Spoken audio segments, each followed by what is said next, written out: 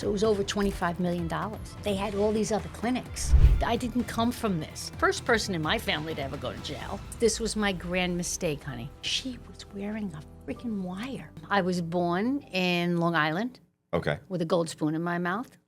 My mother was a runway model back in the day, and my dad he designed the lunar module. He was an engineer for Grumman Aerospace at the time. Nice. They moved out. They're both from Brooklyn. They moved out to Long Island, got a house, had me. My dream was to be an OBGYN. My mother gets paralyzed from her back. A chiropractor out in Long Island, she was scheduled for surgery, and she spent like 6 months in a recliner, couldn't walk. Left leg was wasting away. And somebody said, where my dad works, say, bring her to a chiropractor. Never forget it. And this chiropractor, his ego probably wouldn't have fit in this room, but he was fabulous.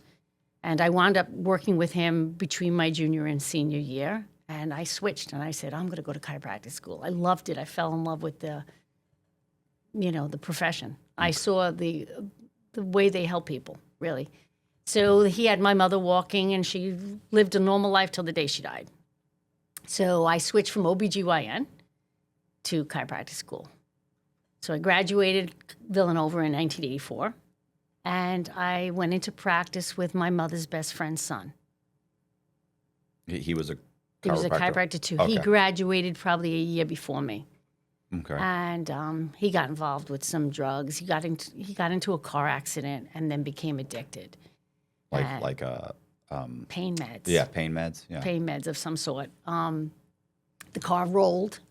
His back, he had, what do you call that? Road rage all over his back. I was changing the dressings on him. And then I realized he was totally addicted. And I went to his mother, who was my mother's best friend. And I said, he needs to, get off. And him and I were a thing for a while. And we were partners. And she goes, no, that's not the case, and this and that. So she didn't recognize it. And then he would disappear for 2-3 weeks, and I was running the practice. I came in with a certain amount of money. He came in with a certain amount of paid equipment, which was never paid.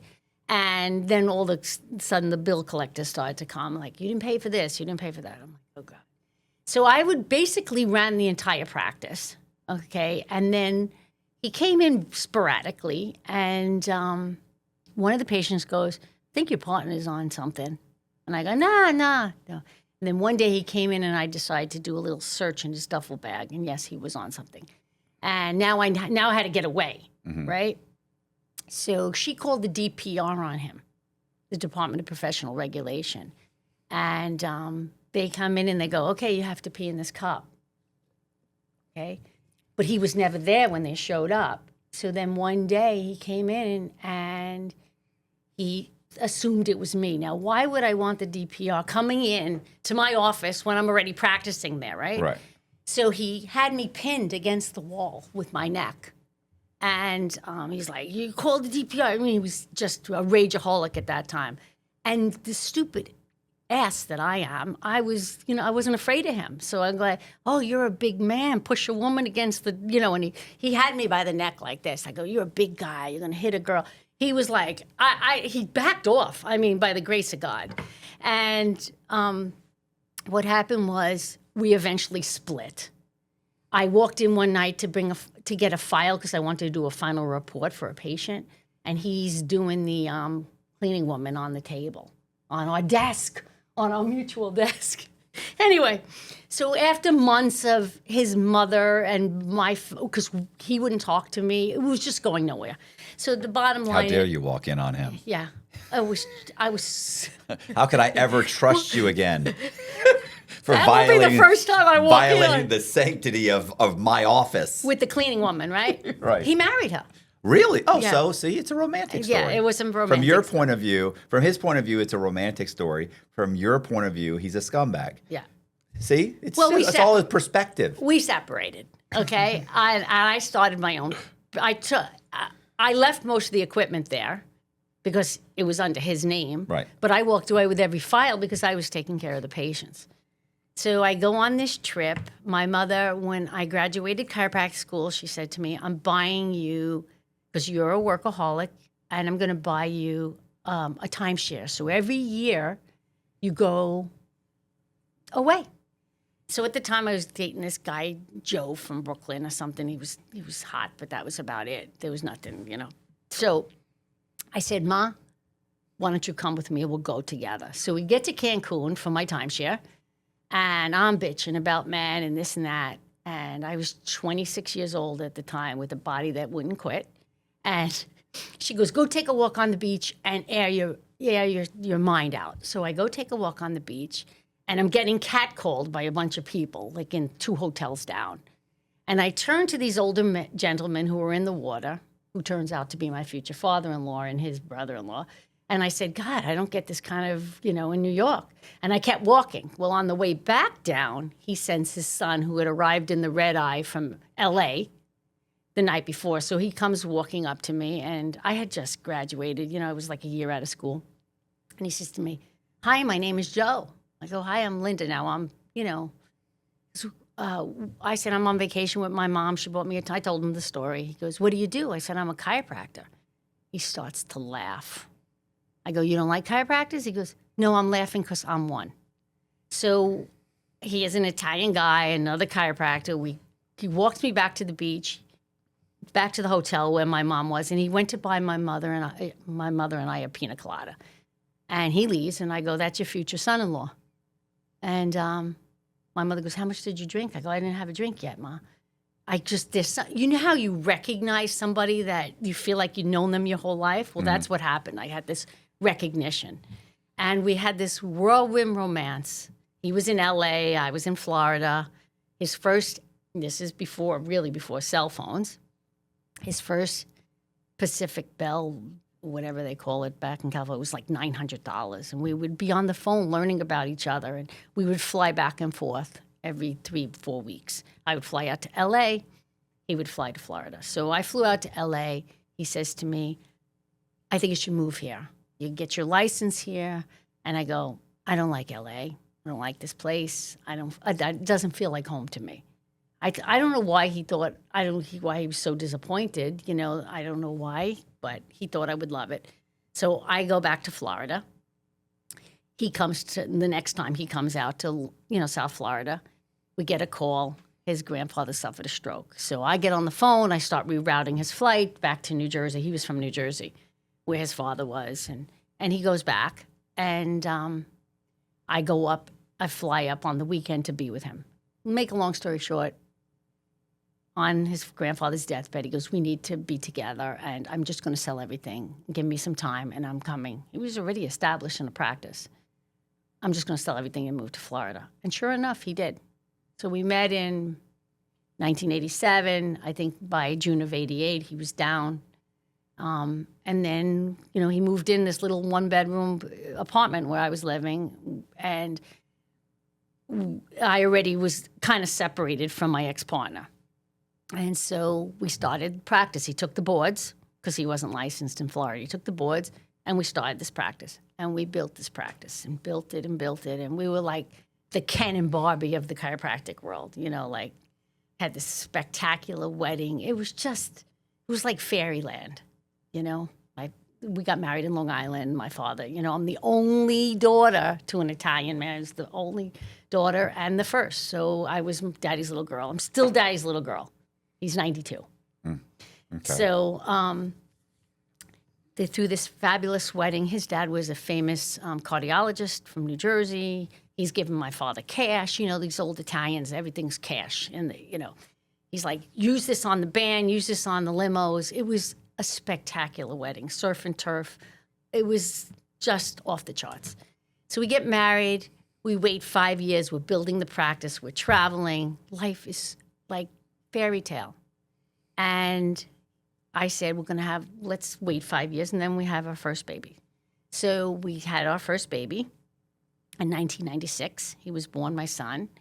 And practice continued to grow. I took like 6 weeks off. By this point, my mother had moved down. So I would drop the baby off, go see the patients, run home at lunch, pull out a boob to breastfeed, run back to the office, and this went on. And who watches your baby better than your mother, So that went on. And then 2 years later, I decided we were going to have the second one. That was a miss of twins, which was a nightmare. And then she told me, you got to give your body some time. And my kids are 4 years apart. So in 2000, my daughter was born. Boom. Great life. Backtracking a little bit, he gets bored with chiropractic. So he was talking to a patient in the school board one day. I'm seeing patients. I'm running from room to room, and he's having this like hour conversation with this guy. In the school board? The guy was from the school board. Oh, okay. And he starts talking to Joseph about something called a drug-free workplace. You know anything about that? I would kind of assume most workplaces are supposed to be drug-free, aren't But they? this is when it wasn't popular, Matt. So we were like most people are on drugs the whole time they're at work? No. So let me explain to you. So you got a guy that works for you, and he gets into an accident, okay? Right. A workman's comp thing. You have to piss test him. If he tests positive for something, you're not responsible because he's under the influence of something. This was the start of drug-free workplace, which, by the way, is commonplace now. Right. So so he's talking about starting like a business that randomly tests employees, right? Well, it was called Total Compliance Network. And they would do pre-employment testing, and then if you were in an accident, you'd have to test again. And then that was it. You wrote a manual, and we started to sell it, and the business started to really grow. Meanwhile, this is in one room in our chiropractic office. I'm still seeing all the patients. And then he meets this guy from Columbia Hospitals, where they would collect all the urines. Mm-hmm. And now the business took a bigger step. So I'm seeing the patients, he's running this. And now he needed an office girl because my staff couldn't coordinate, running the chiropractic in this. So this guy brings his wife in. And I said, when you have those moments in your life where you meet someone and every hair sticks up on the back of your neck. Mm-hmm. And we went home that night. I go, I don't like her. There's something about this woman I don't feel. And he goes, it's too late. I already hired her. This woman was the shit starter of all shit starters. So she would start gossip with my staff, and she'd start trouble. And she had pulled in a rein on my husband that I had never seen. Never seen that side of him. I said to him one day, I said, we're having the family over 6 o'clock, sausage and peppers tonight. Make sure you're home by 6 o'clock. 6 o'clock comes, 6:15, 6:30. I'm calling him. He's not answering. Yeah, she didn't feel the good that day, so we brought her something to make her feel better. I don't know, some antibiotics that we had laying around the house. Whatever. The point of it is this woman started to take control. She's, that miscarriage that I had was a very private thing. He starts telling her all the intimate details, and I'm starting to. She's a much older woman, and when I tell you she looked like a scarecrow with like the poofy hair, and she's just like cachexic in her face. She was scary. Otherwise, I would have thought he was having an affair with her. Right. Because she was also 20 years older than him. So he comes to me and he says to me, Linda, I'm going to make them partners. And I said, don't do this. Meanwhile, his father got involved because when you have partners in the drug testing company. The compliance company, right. Total Compliance. His father is working because you have to have an MD report back to the client, the patient, that, hey, you tested positive for this. It has to be done by a medical doctor. So I went to my father-in-law. I said, please stop this. This is not good. And Joseph and I had made a pact when we got married that we're a team. And if one person of the team doesn't agree with the other person, we have to stop and reevaluate. Well, that didn't happen. And I kept nagging him, and I nagged him, and I said, like only an Italian woman can do. And I said, do not do this. Just pay them a lot of money for all their contacts that they're bringing in. I came home one day. They were in my house. The papers were on the table. I make a big scene. I don't give a shit. And I take him in the bedroom, and I'm yelling loud enough that they heard me. And he signed that paperwork. Meanwhile, he had given a percentage to my brother and a percentage to one of his closest friends from New Jersey who was in our bridal party. Well, that guy from New Jersey turned on my husband, went with this other couple, and they had controlling shares of the business. We all saw it happening, except my husband. I don't know if it was the greed factor. I don't know why. To this day, I don't understand what happened. So 2 weeks later, he gets an employment agreement, and they say, you have to go out and you have to sell this amount and this amount. And he was like, I'm not doing that. Like he doesn't go out and sell. That wasn't his job. He was the owner, Little by little, he had 2 weeks to sign it. He doesn't sign it. At this point, I had to get her out of the chiropractic office, so they rented a bay like 4 doors down. So I was in one bay, they were in another bay, because I couldn't deal with this woman on a daily basis. And there's a knock. I'm in my office, and there's a knock on the back door. I open it up, and he's standing there with a cigarette, and I go, what? Who's he? My husband. Okay. His face was like, he goes, I was just fired from my own company.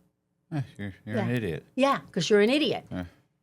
So he didn't have a cell phone because it was linked to the business. His Lexus was linked to the business. He didn't have anything. I took him home. He went into the bedroom, shut the door, and for 10 days he didn't come out. This is actually before my second child. I should back up. This is somewhere like between 96, 97, 98. So I had a little 2-year-old kid, and he's gone. I think it wasn't documented, but I think he had a nervous breakdown. I went in there. I was bringing food in there. I was running the practice, taking care of the kid. I was doing everything. And finally, I just opened the blinds one day. I go, this can't go on. You have to function. My family's like, my brother already informed my family what a mistake he really made. He saw the whole thing happen. He didn't listen to any of us, like how he didn't see it when the rest of us did. Okay, let me go past that.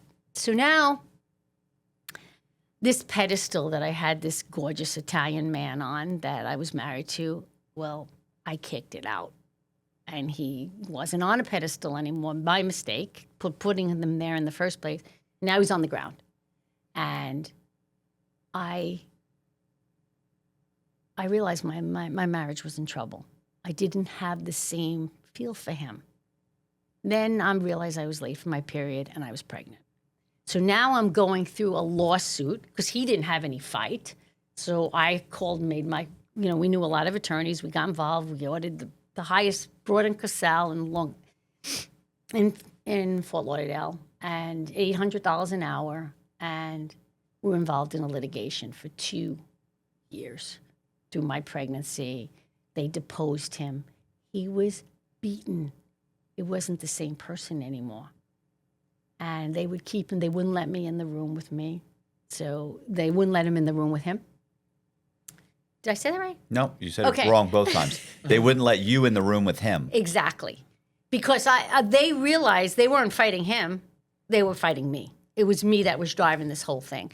And this woman, one night I was pulling out, she was pulling out, and I did my New York Italian style. So she pulls into a lane, I pull behind her. Every time she tries to change lane, I'm like up behind in the car. It's like I wanted to torment her.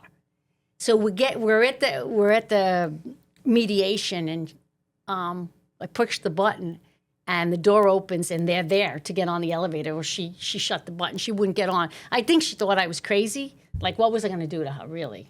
But we won the case. Yeah, we spent $80,000 to win $180,000 back, and that was it. And I had to lift my husband back to something, and he got back into the chiropractic business, right? I was going to say, you got $100,000. You could always just go ahead and just open another business, just like that, right? Just like that. So our chiropractic practice was thriving. Right. So back up a little more, so I might be a little out of sync. He came with me one day, and he says to me, get in the car with me, Linda, at lunchtime. And he takes me to this building, and he goes, this is our nest egg. It was on Oakland Park Boulevard, beautiful 3-story building. Well, it wasn't beautiful, but it was a 3-story building. I go, this is a shithole. He goes, I said, I want to write a check for $2,500 a month and be done with the rent. He goes, no. So he takes me through this building, and I'm like, Joseph, this is bad. The whole place smells like a dentist's office because there was a dentist on the 3rd floor for 20 years. He says to me, Linda, says the magic words. He said, if your father puts a seal of approval on it, will you buy it with me? I said, okay. So that night, typical Italian style, they sat with a bottle of scotch and they ran the numbers on the building. And this was like 2002. Okay. My daughter was like 2 years old. Right. We bought this building, okay? I didn't want it. To this day, I never wanted that building. Why? And Why? I mean, if you can renovate the building, or is it just that it's too much? it's too much. Okay. You know, so you have to don't do- need that much space. You're gonna have to we get a had bunch of s- renters. We had 6,000 square feet of space, and we only used like 3,000 of it. So we had this big rotundum room with PT and stuff. Why don't you just we- rent it out like Well, lease? we did. So we brought in a medical doctor. Now we can bill Medicare if you have a medical doctor. So he would see the patients and then put them for PT, OT, all that. And we were on the other side doing chiropractic. It was working really great. And then my father-in-law passes away. And I see Joseph start to slump again. And I start to see. Now, my father-in-law died a very wealthy man because he's old school Italian, you know. And I started to see what I thought was depression. You know, was sleeping all day. I remember going to the funeral in New Jersey where they buried him. And I said to him, I go, I can't deal with this, Joseph. You're like so depressed all the time. You know, you really need to, like he was there, but he wasn't there. Like, you know. Mm-hmm. And so he comes back. I left before him. He hung out with his friends in New Jersey. I come back, run the show again, the chiropractic, and he comes back, and it's getting progressively worse. So what I think is depression wasn't depression. So he had this like accordion folder. And one day when he was sleeping during the day, I started to go through it to look at his father's, you know, because once his father died, it was like I was no longer his wife. No finances were talked about or anything.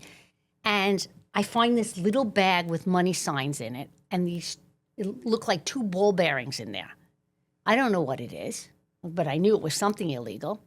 I put it in my purse. I bring it to my office. Big Daddy, my massage therapist of 20 years, I pull it out. I go, what's this? And he goes, where did you get that?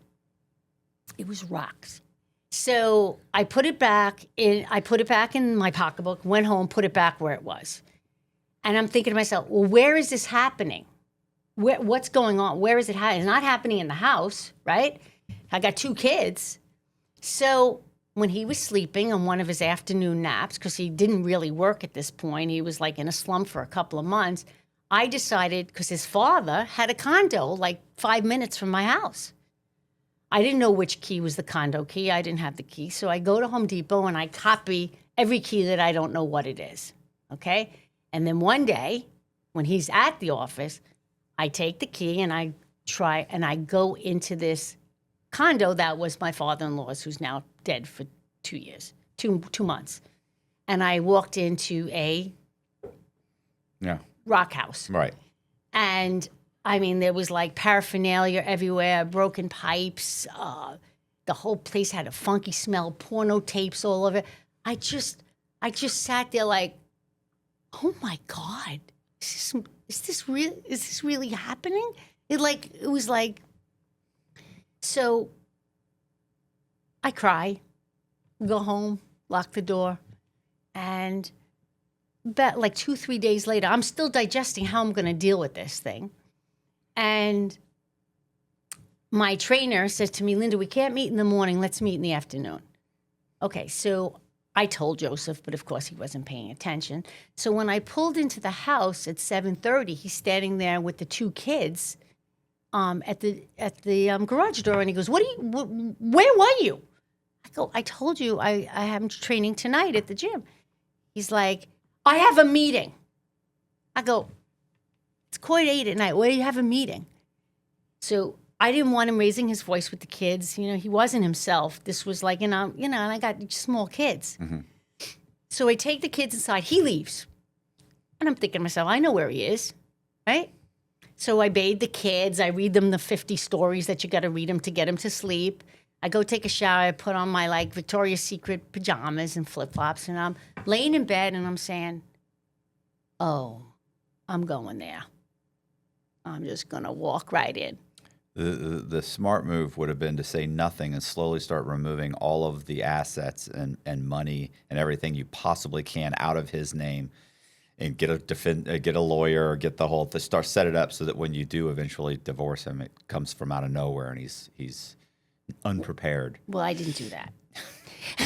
His habit was being sustained by his father's inheritance. Right. He wasn't, listen, I controlled everything. I paid all the bills for the house. I paid all the bills for the office. He didn't know what the hell's going on. Your inheritance, really. Okay. Right? I mean, that to me, it's like, that's my father's inheritance. It's our inheritance. We're married. Right. That's half mine. That's right. Yeah. Well, that's not how it played out, honey. Oh, that's So, upsetting. You got to get vicious. That's your problem. You're too nice of a person. Yeah, well, you're going to find out how stupid and nice I really am as I keep going on with this story. So I put the kids to sleep, and I'm laying in bed, and I'm like, oh, that's it. I'm going in there. Then I have, the angel on my, no, don't do that. Yes, do that. He's going to deny it, So I checked my kids. I would have never normally done this. And I left my kids alone sleeping. And I drove 5 minutes to the condo. Of course, I see his car, his Lexus there. You have a key. I have the key. I go around the back, all the windows, like there was a front window in the kitchen. You couldn't see anything. The master was around the back. So I went around the back. There's the sliding glass doors, all closed with verticals. The master bedroom had horizontal blinds. Mm-hmm. And on the top, there was one that was bent in, but it was like 8 feet up. So I was a woman on a mission, and in my flip-flops and my Victoria's Secret pajamas, because the window was set in and it had 2 concrete pieces that came out, so I was able to shimmy up the wall like some freaking Spider Woman ninja, okay? Mm-hmm. And I had to go over the bushes. I'm up the wall, and I get to the top, and I look in, and there's the bed, and there's him screwing another woman. There's a porno flick on in the TV. And I just stared there for like 30 seconds like, oh my God, this is my life? So after I finally pulled myself away from the scene, I jumped down, I landed on my 2 feet. I was like so excited that I was able to be strong enough to do that. I get to my car. I bawl my eyes out. Like, really snotty, bawling, hysterical crying, sweating, It was like the car was red. I don't know, maybe the car was on or something. And then it was like, and I went from being sad to being very angry. And I said, the angel on this story was like, go home, your kids are alone. Walk in there, nail him. So I take my key and I walk in because I got a pair. I walk in, I walk by the kitchen, and then I get to the back bedroom, and I'm leaning on the side of the opening of the doorway. They don't see me. Fellas, you already know what time it is. It's time to level up. And Blue Chew just dropped something crazy. Blue Chew Gold is the newest innovation from the #1 chewable ED brand. This ain't your grandpa's little blue pill. This is the 4-in-1 beast that's setting the gold standard for performance. We're talking 2 ingredients for blood flow to keep that rocket pumping, mixed with apomorphine and oxytocin to turn up the arousal and connection in your brain and body. Blue Chew Gold dissolves underneath your tongue and works in as little as 15 minutes. That means you can get it on quicker and stay in the game longer. This is peak passion and peak performance in a single tablet. Next time she texts you up, answer with a picture of Blue Chew. Make life easier by getting harder and discover your options at bluechew.com. And we've got a special deal for our listeners. Get 10% off your first month of Blue Chew Gold with code COX. That's promo code COX. Visit bluechew.com for more details and important safety information. And thank you, Blue Chew, for sponsoring this podcast. So finally, she looks over and she sees me, and I see her eyes look like, and she taps him. They're engaged in screwing. Right. And he looks over and he like blinks like 3 times. And then he goes, how'd you get in? So I go, does it really matter? Because I'm here now. Then like 30 seconds goes by, nobody moves. So I take a step into the room. So I said to this flavor of the day, and I said to her, I go, do you know he has a wife and 2 kids home? With this, she pushes him off. I said, if I was you, I would get your ass out of here. She wasn't the target of my wrath. She grabbed whatever clothes she had, naked, her purse, like this, and ran out the front door. When she happened to push him off, there was a towel beneath the 2 of them. She had her period. Either that or she just lost her maidenhood, which I highly doubt that was the case, okay? And he's standing there looking at, he's gone. He's so strung out on something that, you know, I saw that bloody towel. I looked at him, and then I started walking towards it. I picked up the towel, and I started, the corner of it, obviously.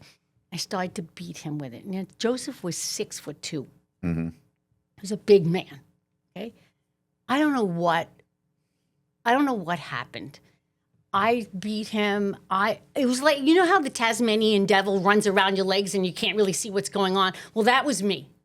I only stopped when my body could no longer go because I beat him and punched him and kicked him so much.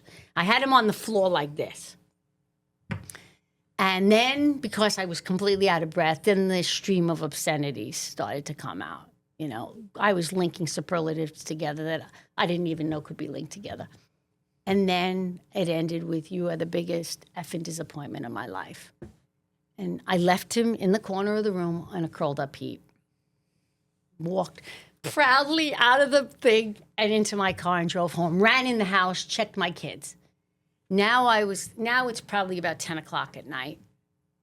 And I'm completely beside myself. I'm not going to call my parents. You know, I'm not going to call my best friends. She's in Boston. So I started to do like every crazed woman wife would do. I went into the garage, grabbed the hefty bags, and I started dumping all his shit into the hefty bags. And I had like 4 bags, and I'm hurling them. I threw them into the garage, paced the house for like, I think I probably went to bed at like 4 a.m. It was June, so the kids were off from school. The next morning, my daughter's jumping on me at like, 7 a.m, 6:30. And I open my eyes, it's like, oh my God, this is my life. So I, do what every mother does. I bring them in, I make them some breakfast. I hear the garage door open. I'm like, oh my God. He comes through the garage door leads into the kitchen, comes in, red-eyed, looking like hell. And he said to me, this is what he said to me. What? You didn't make me coffee? I could feel all my Sicilian, Italian, I almost jumped on him, but my kids were there. So, they said, hi, Daddy, blah, blah, blah. They're innocents, They ran off into their room. I got into his face, and I said, I will never make you another effing cup of coffee the rest of your life. By the way, your shit's in the garage. Get out. And that's it. So he's living his life. I just gave him the opportunity I kicked him out of the office. I just gave him the opportunity I had a prenup, by the way, which gave me the clinic. I forgot to mention that small little fact. Okay. But the building was ours, right? I kicked him out of the clinic. I didn't want, you want somebody who's on that stuff adjusting your neck? I don't think so. So he lives in that condo, and he's going to town with his father's $2 million. Did you get a lawyer? Not initially. He's burning through part of your money. Yeah, not initially. And then came one day, it was a Saturday, like 3 months down the road. He was barely visiting the kids. And when he would come, it was like he turned into something like he belonged under a bridge, like dirty and unkept and unshaven. He just looked really bad, Matt. One day he comes in and, no. Oh, he comes in, and I said to him, if any part of the old Joseph can hear me right now, please don't let your kids see you like this. Please just go. And that day he turned around and walked out. Other times, he wanted to see the kids, and then he would pass out on my daughter's bed, and she would like put all the stuffed animals around him, like E.T. in the closet. Remember that scene? Yeah. Yeah, that's how he looked. And he was in the middle of it, out cold. So one day, it's a Saturday, my son comes in, and I go, where you going, Joseph? My little son's Joseph, too. Let's call him Jojo. Go, where you going, Jojo? He goes, Daddy's taking me to extreme sports today. He's like 10 years old. I go, Daddy didn't talk to me about this. He goes, no, he's coming at 10 to come and get me. So 10 o'clock comes, 10:15 comes, 10:30. I'm thinking, thank God he didn't show up. Sure enough, 10:45, he shows up, honks the car. I go out there. He's got sunglasses. I pull, and his eyes are bloodshot. I go, do not take this kid right now. I promised him, get the frick away from the car. I go, please do not take this kid. And he said to me, I'm fine. I go, I really don't want you to take him. He goes, Joseph, get in the car. The kid climbs in the front seat. I watch them pull away, and my stomach. How old's your son? 10. Okay.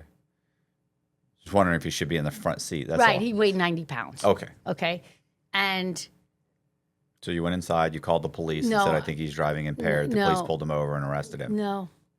Boy, this is just one bad decision after another. It's Because to gonna. me, that's but at this point, you should be building a case against him. Yeah, well, I did after Okay, this. nice. It was kind of late. So, he gets in the car. I start calling him. I'm a couple hours. I'll be home by 1 o'clock. It's like 11.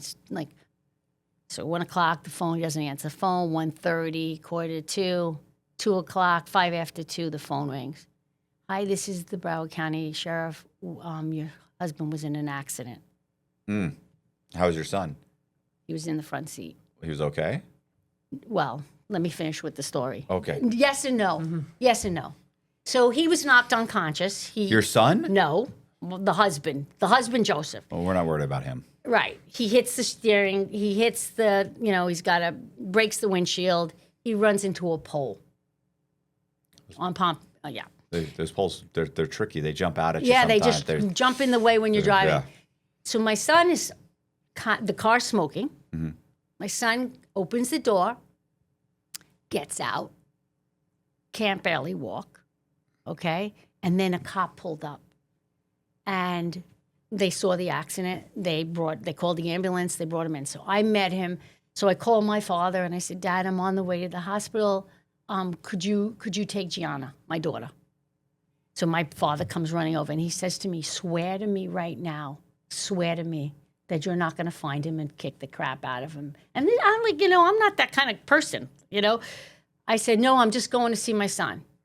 I get to the hospital, the cops, and I said, how? He goes, we just found him. We were patrolling, we found him. I go to see my son. He tells me, Mom, a blonde lady with a rainbow dress stopped and told me she was going to send help. There was no blonde lady, unless you believe in, somebody sent an angel like my father-in-law or somebody.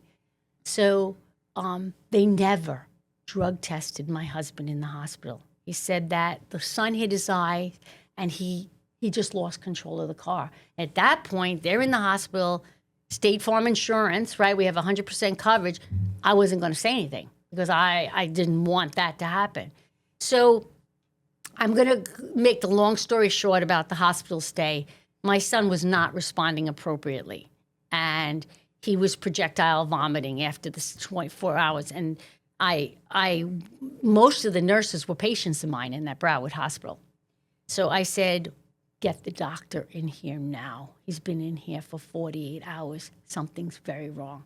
So the doctor comes. It was a female. I go, if this was your son, you would have done a CAT scan already. And I got in her face. Right. Within 5 minutes, he was rolled down to the CAT scan. The seatbelt had impacted his bowel. So it involuted so there was no way to go down. It was only can come up. Okay. So that's why this kid was projectile. We give him, the next thing I know, he's got to go for surgery. Right. I was a raving lunatic. My medical doctor comes to the hospital. He says to me, his father needs to know. I pushed him against the wall. I said, his father caused this. I said, and I should be reporting his ass right now. He checked himself out of the hospital within the. I never went to see him within the 24 hours. So he comes out. Oh, before they did the surgery, they put a tube down his throat to empty out all his contents of his stomach, all fluids, because they couldn't go in there in that situation. The kid was like sitting there just crying, like tears, silently crying. And he came out of the hospital. He came out of, of course I went, comes out of the surgery. And I said, okay, doc, what's the next steps? They go, we have to get him to poop so that we know that the whole system can run through. I said, okay. The kid was basically despondent. So I start on the phone. Okay, I called my dad. Dad, how much you going to give Joseph if he poops? Okay, he's got $50 from us. Okay. I started calling all my staff. I had to give the kid motivation to So he healed. On the last day, I was in the bathroom. We had a private room. I was in the bathroom, and I hear him say, don't worry, Daddy, she doesn't have a gun. He came to see his son. He knew he had, I go, you're just in time to see him walk because we have to increase peristalsis. So the kid's walking with like 4 IVs, his little tush is sticking out of the gown, and the nurses are on either side. And I'm like 10 feet behind with my husband. And I said to him, you did this. If this is not an opportunity for you to get help, I don't know what is. This is not the man that I knew and loved. He started to cry. He leaves. He did go into a rehab twice, but he couldn't sustain it. My son came home. He was pretty debilitated for like a week. My parents would watch him while I went to work and so forth. And he has this little war wound around his belly button.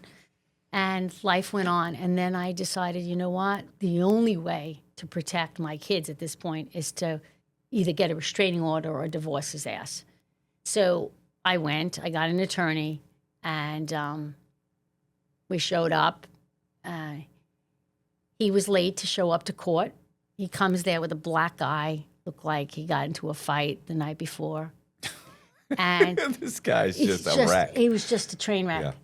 And he said to me at the end of the thing, they said, okay, you can go to mediation. At the end of the thing, he said to me, I can't get my car out. Could you give me $20 to get my cars in the parking garage? And I took $20. My attorney goes, what the hell, Linda? Let him freaking rot. Yeah. I go, that's not who I am. I can't do that. Call me stupid, whatever you want to do. He was the father of my kids. Do his parents and your parents, does everybody know that he's all fucked up on drugs? Yeah, well, his dad's dead. His mother his mother had a stroke, was in an institution. Okay, so your parents know. My parents know. Okay. Does he have brothers, sisters? Does anybody in his family know that he's causing this chaos? His sister lives in California. She's a train wreck herself. Okay. She's a mental train wreck. Never been there for the kids or anybody. So I'm basically on my own on this. So the judge sends us to mediation. So we go to mediation. Who's representing him but an attorney that we do PI, personal injury, with? I'm like, what are you doing here, Will? He goes, I know this situation, Linda. I'm going to be very easy. Get him thrown off the case. Well, we're at mediation. Listen, man, I got this whole thing worked out. You're making every mistake there is. I'll get that dude thrown out. I might have gone and scheduled events or scheduled appointments with every single decent divorce attorney in the area just to make sure he ends up with some scumbag that has to drive. Well, he did end up with a scumbag. This guy was a scumbag. Good. So we go to mediation, and we're in there hashing things out. And this guy, William, who said he was going to protect me, he's like, I want, as soon as our daughter is 18, I want you to sell the house, and I want half the proceeds. the building, you have 5 years to move the clinic out of it and sell it because then I want half the proceeds. And I'm sitting there. And when my son was born in July of 96, my husband traded my 325 convertible BMW to a 740. Now the car was 11 years old. We called it Vinnie Carbona because Dr. Carbona put a deposit on. Side note. Anyway, so Vinnie Carbona, I'm driving this BMW for 11 years. He goes, I want the car. I go, why do you want the car? He goes, I bought you that car. Now he's completely strung out. The mediator, Michael, I'll never forget this guy. He was a retired judge, an Italian guy. They were getting so outlandish with the requests. I jumped across the conference table, and he's like, Linda, sit down. After that BMW thing, we're trying to hash this whole thing out. So finally, the mediator says to me, come with me in my office. At this point, I'm like, and I looked at him, I go, if I was your daughter, what would you tell me? He goes, if you were my daughter, I would have put a bullet in this jackass's head. But I'm going to tell you, give him the freaking 11-year-old BMW and never look in the rearview mirror, Linda, because he's going to go down and he's going to take you with him if you don't get away from this guy as soon as possible. So we get back out. He calmed me down. I went back in and I said, fine, you could have the BMW. Fine. He goes, I don't feel like signing the papers. So now the mediator gets up. He goes, okay, Dr. Ferrante. He said, you have till Monday at 5 o'clock to sign this. And if you don't, I'm advising Linda to bring this to court. And we're going to talk about your little drug escapades and endangering your son. I think the judge would love to hear about all that stuff. Oh, the problem was he didn't want to give me child support. 2 kids, $1,000 a month. He goes, well, I'm not working now. I don't want to give her $1,000 a month. You're working because you're a drug addict. That's not that's a you problem. That is a you problem. So at this point, there was a Mr. Right Now in my life named Rich. Right. And I'm beside myself. I was, and he said to me, he was a counselor for adolescent drug addicts. And he said to me, sign the paperwork. I go, what? So he can give me $500 a month for 2 kids? He goes, he ain't giving you a dime, Linda. It doesn't matter if it's $5,000 a month. He's not paying it. He's gonna crash out here. He's got 6 months before he's probably, before he overdoses or kills himself or is in jail, or he's got a couple of years of just tragedy if he doesn't end up overdosing. With a needle in his arm, dead. That's how I thought we were going to find him. So I signed the paperwork for the $500. I got 1 check for $500. I saved it. I took a picture of it. That was the only check I ever got. Never another check. Could I have taken him back to court? Yeah. I just wanted to kind of push him out of my life. I didn't want him coming around. I didn't want the kids to be subjected to him. Okay. He goes and spends like $250,000 of his inheritance in Costa Rica, buys some sort of, who knows. I brought it to some paper. I brought it to some attorneys afterward. I go, what is this? And they go, was the guy on drugs? I go, yeah, he was. He goes, well, this is nothing, Linda. He just lost $250,000. What do you do? Buy into a diamond, a gold mine or something? I bought into some sort of, I don't know, real estate investment in Costa Rica. That's a bad idea. Yeah, it was a very bad idea. I don't know anybody that's invested in Costa Rica and said, oh, it was the best decision I ever made. That's where all the criminals go, don't they? Go to Costa Rica? Oh, listen, I have met 2 different guys that were selling shares in a diamond mine. No, it was a diamond. I'm sorry. It was a gold mine in Costa Rica. And it was just, and they'd sold I forget, it was like 15, 20, $30 million. Both of them, like one guy had fit 5, one guy was successful. He did like 20 million. It was all bullshit. There's no gold. There's a gold mine, but the government owns it. You don't own anything. Right. But they convince these guys to give money and they're going to get money back. Maybe it wasn't a gold mine. It was real estate, but sometimes same shit. Sometimes they fly him out there and they show them the core samples where they give they got an expert there. He's like, it's a guarantee. You're a million. We just need just a couple hundred thousand just to start digging. Yeah. So, okay, months go by. He's coming less and less to see the kids. I'm relieved. He shows up at my door one day where the kids were at school and knock on the door. I hadn't seen him in at least 2 months. And there is this 6'2" guy, probably 160 pounds. He probably weighed about 220 to begin with. 160 pounds, walking with a cane. So he said to me, "Can I come in?" So I, of course, let him in the house. Thank God the kids weren't there. And he takes a piece of paper and he throws it at me. It's an MRI. He had kidney cancer that had metastasized to his thoracic and lumbar spines. And he was basically dying. And he said to me, "I'm sorry. I need to come home." I go, "Oh, are you kidding me? You want me to bring you home so you could die in the house with the kids? They've already separated that." Now, if I didn't have kids, I might have taken him in. I might have. As one decent human being to another. Well, I don't know how decent he was, but I was a decent. But I said, "I'm sorry. I can't allow that." But I became his healthcare surrogate because we were already divorced. Right. So I had to call my friend who was an attorney. 2 weeks later, he wound up in the hospital. This thing was growing. Like, he died at 130 pounds with this thing that looked like a pregnant belly coming out of the side of his left kidney. And so I had the DNR.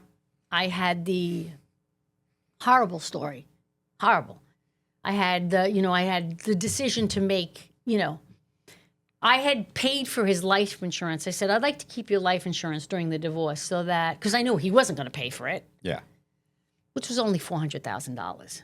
But thank God I had it. Yeah. Okay, so basically, I'm taking the kids there to see. It's right around Christmas. We brought food back, and, we're trying to feed him. And my son's trying to give him an Ensure, and he drops it, and he spills it on him. And we're trying to change him, and he's screaming in pain. They had the Dilaudid pump, so he was, pumping. And my daughter goes like this. She goes, "Mommy, do something, Mommy." And then the world went completely still for me. And I said, "Oh, my God, this is way too much for an 8-year-old kid." She was 8 years old. He was 12. So at that point in time, I made the decision not to take them back. And I started to go on my own. Then I met with the social worker. She's like, "We need to bring hospice in.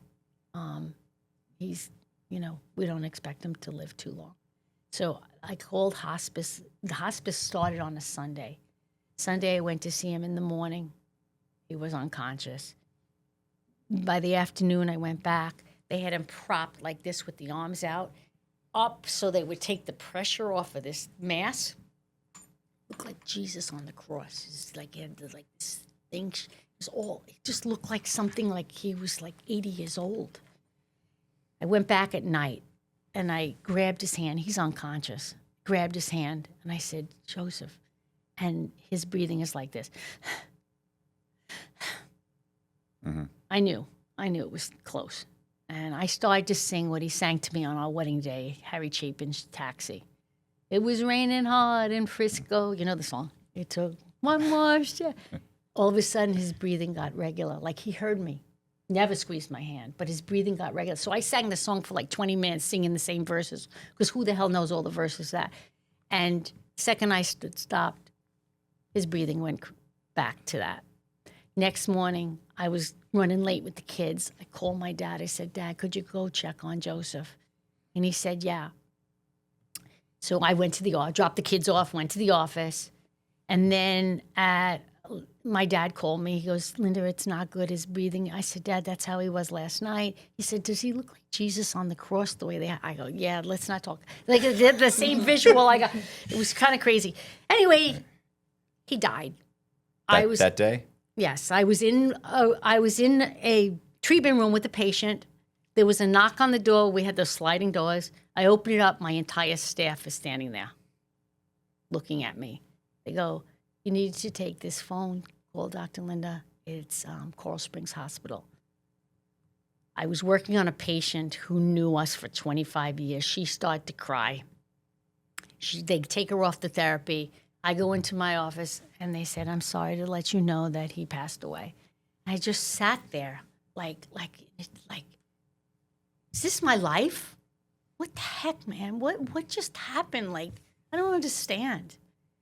So I had to, that patient, she says, Dr. Linda, I'll drive Dr. Linda home. And Dr. Wolf, my medical doctor, he says, all right, I'll bring you back, Joyce. We'll get Dr. Linda's car. So they drove me home.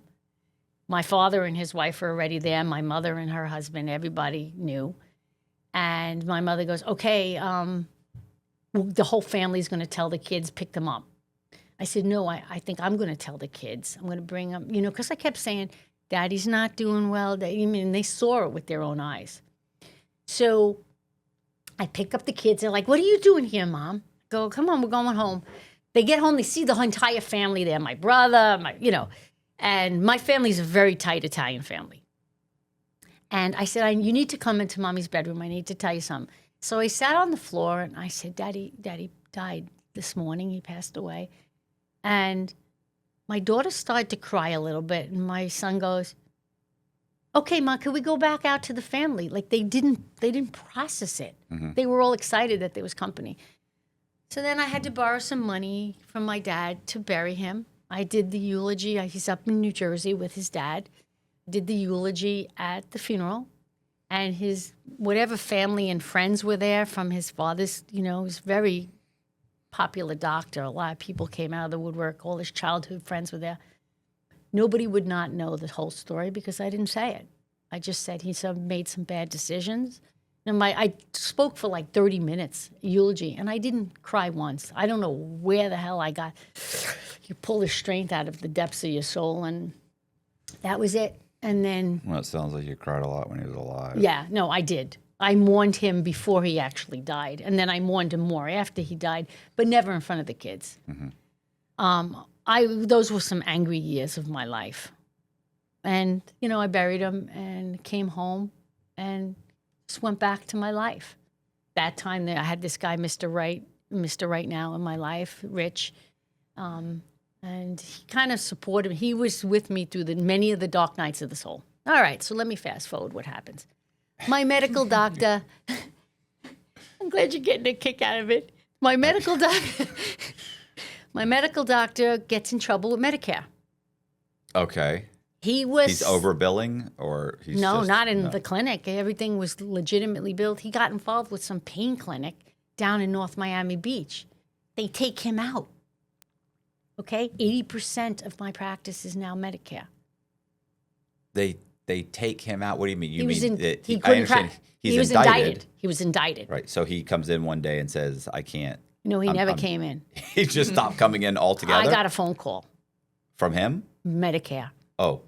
I got a phone call from Medicare. He did all the billing under his name, which was thankful. Because if it was under my company name, Advanced Medical Associates, we would have been in trouble, right? Okay, so he goes. Joseph died in 2009. What happens in 2009? The crash of the real estate. Right. 2 of my tenants on the 3rd floor, I come in, they're gone. So now I got this mortgage of $11,000 a month. I got his life insurance, and I started going through his life insurance to keep the building. And in the middle of this whole thing, the city of Sunrise, where the building was in, they got their hand caught in the cookie jar. There was a lot of stuff about them. Some inspector comes to my office and he goes, "You don't have a gate around the dumpster."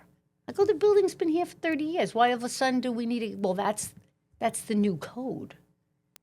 We had a patch of grass around the building. It was a building on stilts, so you actually parked underneath it. Mm-hmm. And then there was the 2nd and 3rd floor, which was really the 1st and 2nd floor. I was the whole 2nd floor. So I'm going through his life insurance like it's nobody's business, okay? And my father actually had to give me $10,000 to bury him because we spent a lot of the money on divorces and, the nest egg was kind of dwindling. So, I sat down with Mr. Right Now, and he said, "Okay, Linda, you just lost Medicare, which is 80% of your practice. What's your next biggest income builder?" I said, "Personal injury." He goes, okay, start going to every personal injury attorney and tell them, your husband passed away. A lot of them knew him. He used to play golf with them. Tell them what happened and start getting some cases. So I did that.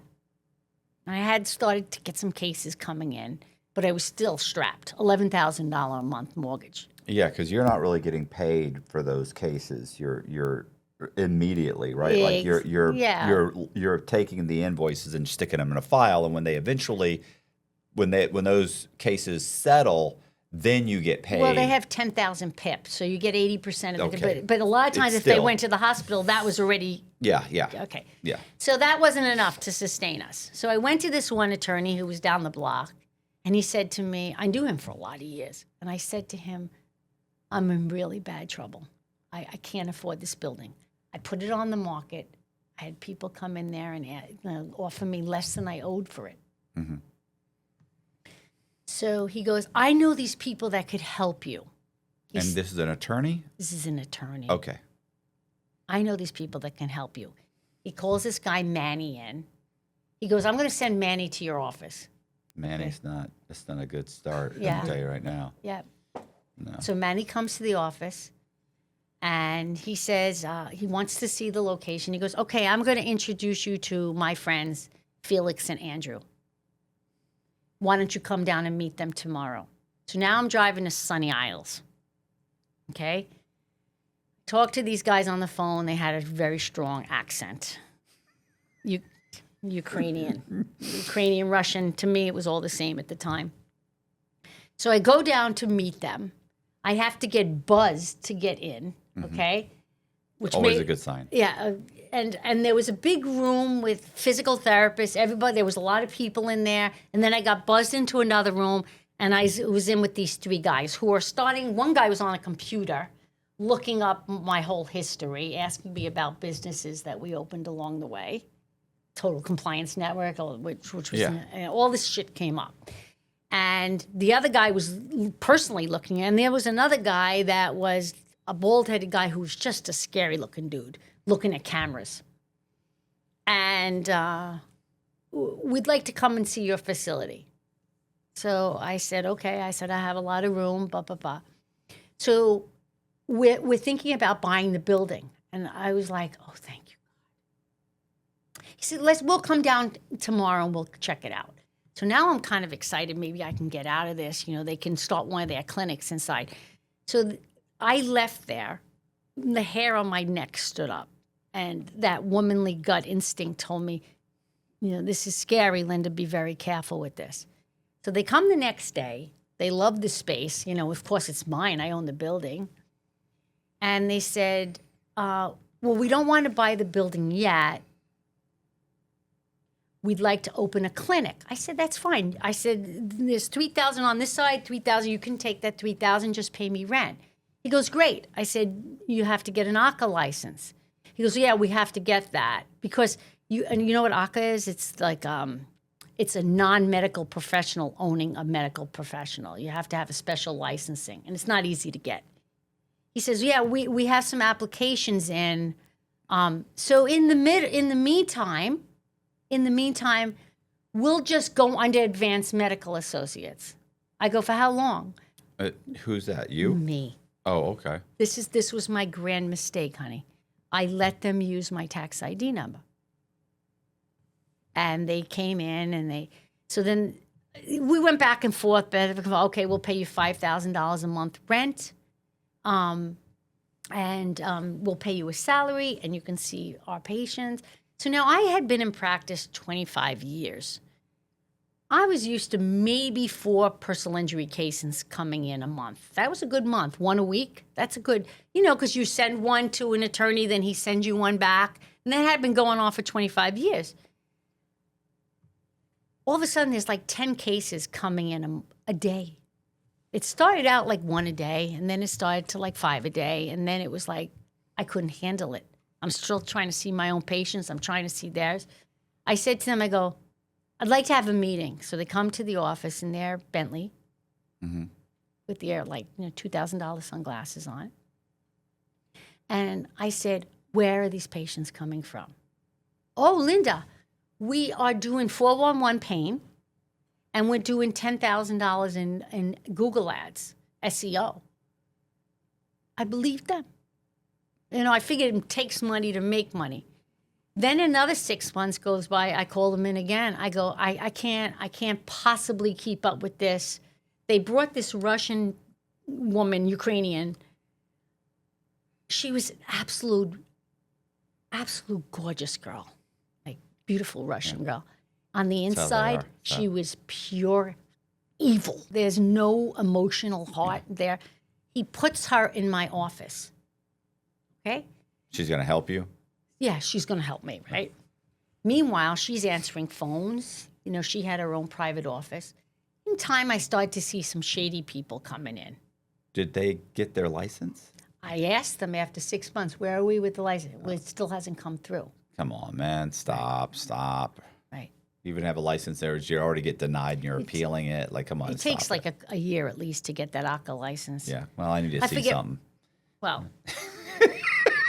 Okay, so just add this to the list of stupidity. Okay. Oh, I'm keep in mind, I'm having gone to prison, and I am much less trusting than the average person out there. Be like, oh, okay, and they just keep, you know, where I'd be like, you Right. got something. Give me something with a letterhead. I want to see something. I want a Right. copy. Right. Let me see an email. Where before I would have been like, oh, okay, yeah, it takes a while. Yeah. I just, So you become pessimistic, basically. oh, I remember horribly. my husband always said to me, take off your rosy glasses, Linda, and see the world as it really is. Well, during that deposition, I said, you know what I did with my rosy glasses? I took them off and shattered them. I see who you really are now. So I was stupid enough. I must have put them back on for this situation. So now I had this in my office, okay? I was on one side.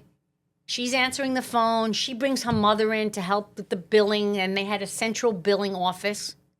Well, turns out these guys had 10 different clinics under 10 different doctors' names, and they were bringing in big money, big PI money, okay? Right. So after 6-8 months, I called them in again. I go, I can't keep up with this. I really want out. Where's your license? You know, find somebody else. I can't. She was timing me doing initial reports with patients. I almost literally pushed her down. I said, you need to get out of my face because it's going to be a problem. She calls them up. I'm rude to her. This and that. Rude. My regular Blue Cross Blue Shield patients are calling up.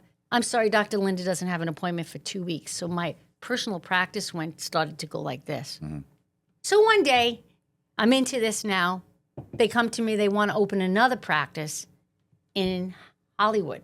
I said, I don't want to do it. I can't barely keep up with this. I'm bringing home files of paperwork every night. I'm on the computer trying to do these final reports. It was just too much. It was too much for 3 doctors to handle, never mind 1. My weekends were spent, you know, either with the kids or doing paperwork. They come to me, we want to open another practice in your name. No, that's not happening. I don't want it. I don't want to do it. Oh, come on, Linda. You know, I'd find somebody else. Dr. Olga, who works in North Miami Beach, have her do. Well, I don't know how many practices were in her name at that point.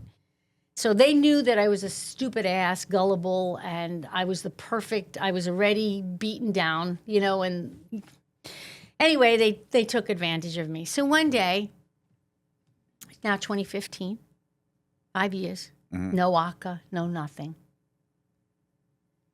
I'm talking to Big Dad. Remember, the building's on stilts.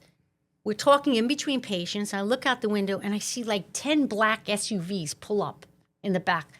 I go, what's going on, Big Dad? All of a sudden. Who's Big Dad? Big Dad is my massage therapist for 20 years. Okay. He was like he was the guy that I brought the rocks to.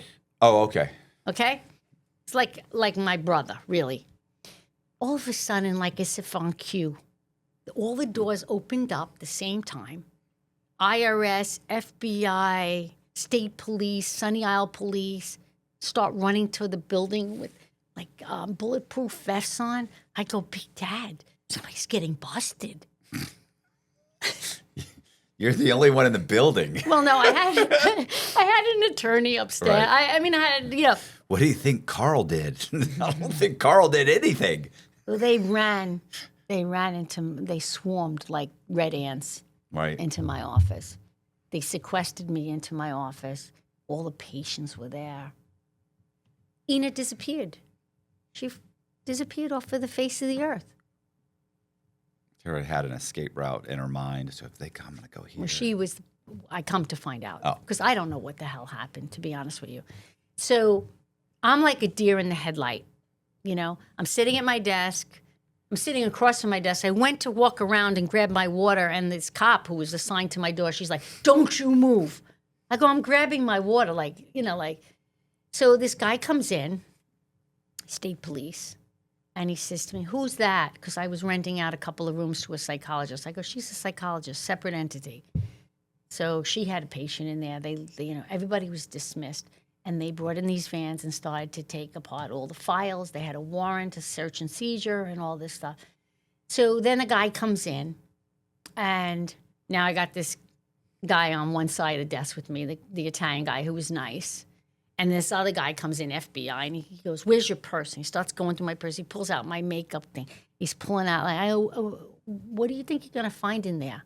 Lipstick with a razor blade? I mean, like, I was like a little bit obnoxious with them. He's like, "Ma'am, just be quiet." So the other guy started to snicker. So the big shot comes in and he takes my phone. I guess they downloaded everything on my phone. And he gives me my car keys and my license. And he goes, "Come back at 7 o'clock tonight." So I leave. I don't have any phone to call anybody. I drive straight home like a deer in the headlights. And the exterminator who does the building, who also does my house, my mother's house, calls my mother and goes, "I don't know what's happening at your daughter's office. There's all these cars there. It looks like." So my mother calls me that night. I'm afraid. And she goes, "What's going on, Linda?" I go, "Nothing, Ma. Everything's fine." "What's going on?" I go, "Nothing, Ma. Nothing. Everything's fine." "Are you sure, Linda?" She knows that something happened. Yeah. I was afraid. I get home. I called Steve, who is now in my life. And that was Mr. Right. now. That Mr. was Mr. Right now. I got rid of him. Oh, okay. This is new boy. I'm sorry. I didn't go in much into the Okay. guys. I was sticking more to the story. So you're dating this guy, Steve. Yeah, it was a blind date. He's a plumber. I didn't want to date with him. Okay, so that's another. That's a very funny story. Like, I'm a doctor, right? Right. I get a friend who a mutual friend. He goes, "You want to meet a plumber?" I go, "Absolutely not." Because what do you think of when you think of plumber? Fat guy. Plumber crack. Yeah, butt crack. He goes, "Okay, Linda, let me put him on." So Steve was already in my life. We met. Okay. So I call Steve. I go, "Something just happened." He goes, What do you mean, Linda?" I go, "I'm at home." I go, "The office was raided." He goes, "Okay, I'm on my way." Then Big Daddy's knocking on my door because they dismissed him. He goes, "What the was that?" I go, "I don't know." So I was like literally sick to my stomach. I go to a friend who's an attorney friend of mine, Steve, and he said, Another Steve. a bunch of Steves in my life. My Right. brother Steve too. It's crazy. So he said, "Come to the office. I don't want to talk on the phone." So I went to the office. He had connections. He called somebody he knew at the FBI. And the woman says to him, if they came in and busted and had a search and seizure, they've been watching her office for at least a year and a half, maybe 2, before they ever move in on that. He said, "Tell her to get an attorney." He said, "Okay, Linda." So he didn't do that kind of, that now we're talking criminal. Yeah. So he wrote the name of somebody down. I went back home. This point, I get a call from Andrew. He goes, "What just happened?" Because they had cameras in the office on their side. I go, "We were raided. You didn't see them come in before they turned?" He goes, "Yeah, I seen them." He goes, "What's going on?" I go, "I don't know. You want to tell me what's going on?" Felix at the time was in Israel. So that night, he comes to my house. My brother comes to my house. My family gathers, like, what's going on here? I'm sitting there like, so Andrew goes, "Okay, Linda." And he starts asking me a million questions. "Did you talk to this one?" I go, all I do is work. I see 50 patients a day. And then I come home to my kids. What do you think I'm, like, they immediately pointed to me. So they had a car registered under Advanced Medical Associates, which was my company, to Ina, the beautiful Russian. Right. He goes, have you talked to Ina? I go, no, she disappeared. I didn't see her with the raid. Everybody disappeared. It was like we all scattered, except me. They dismissed me. So he goes, well, call her now because she won't answer the phone. She didn't answer the phone to him. She didn't answer the phone to me. On cue, about 15 minutes later, the phone rings. It's her. I put it on speaker. She doesn't know Andrew's sitting right there. She goes, Dr. Linda. I said, did I do it good? Because I didn't. I'm sure you can do I didn't know better. she had that thick of an accent. Oh, Okay. she had an accent. Okay. She goes, your car is in this and this parking lot. Write this address down, and the key will be under the back wheel. I go, what is going on? She goes, I cannot talk to you. I go, well, Andrew's here and he wants to talk to you. Tell Andrew I never want to see him or talk to them again in my life. Supposedly, she was one of their lovers. I think it was Felix. Okay. Okay, so that's how she got it. I guess they knew each other back in the day and before he got married, or maybe during his marriage. I don't really care. Okay, but because I asked them to remove her like 10 times. Right. Her and I were like oil and water. I mean, I don't think anybody could get along with her. So the next day, Andrew and I start going to different attorneys' offices. We wound up in Brickell to meet these attorneys. Nice. We all needed different attorneys because Conflict of interest. exactly. So this attorney was going to take Andrew. The attorney downstairs was going to take Felix, and they recommended me to Bruce Udoff, who was a prosecutor at some point in Miami. So I got Bruce Udoff. I met with him. I went with Andrew and I went to see 4 different attorneys. Okay. Okay. And the next day, Bruce came to my office and he said to me, okay, Linda, at this point, you're cutting off. Oh, before that, the one guy that was representing Andrew went into and called who he knew with the prosecutors. And he comes out and he says, well, Felix and Andrew are a big problem. And Linda, you're kind of like an aftermath. Right. You don't have as much to worry about. Yeah. Okay. You have a minor role. A minor role. Yes. Okay, so Go to the attorney. I go to the attorney. What does that cost?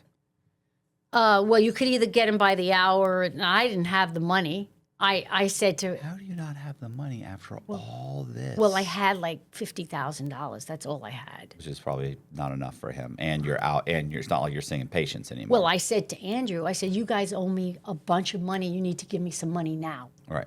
And they wound up going, before they took the count, he wound up giving me $25,000. I should have gotten more. So I used that to pay the attorney. Okay. And it was either a flat rate or you pay him by hour. It turned out a flat rate was cheaper. Right.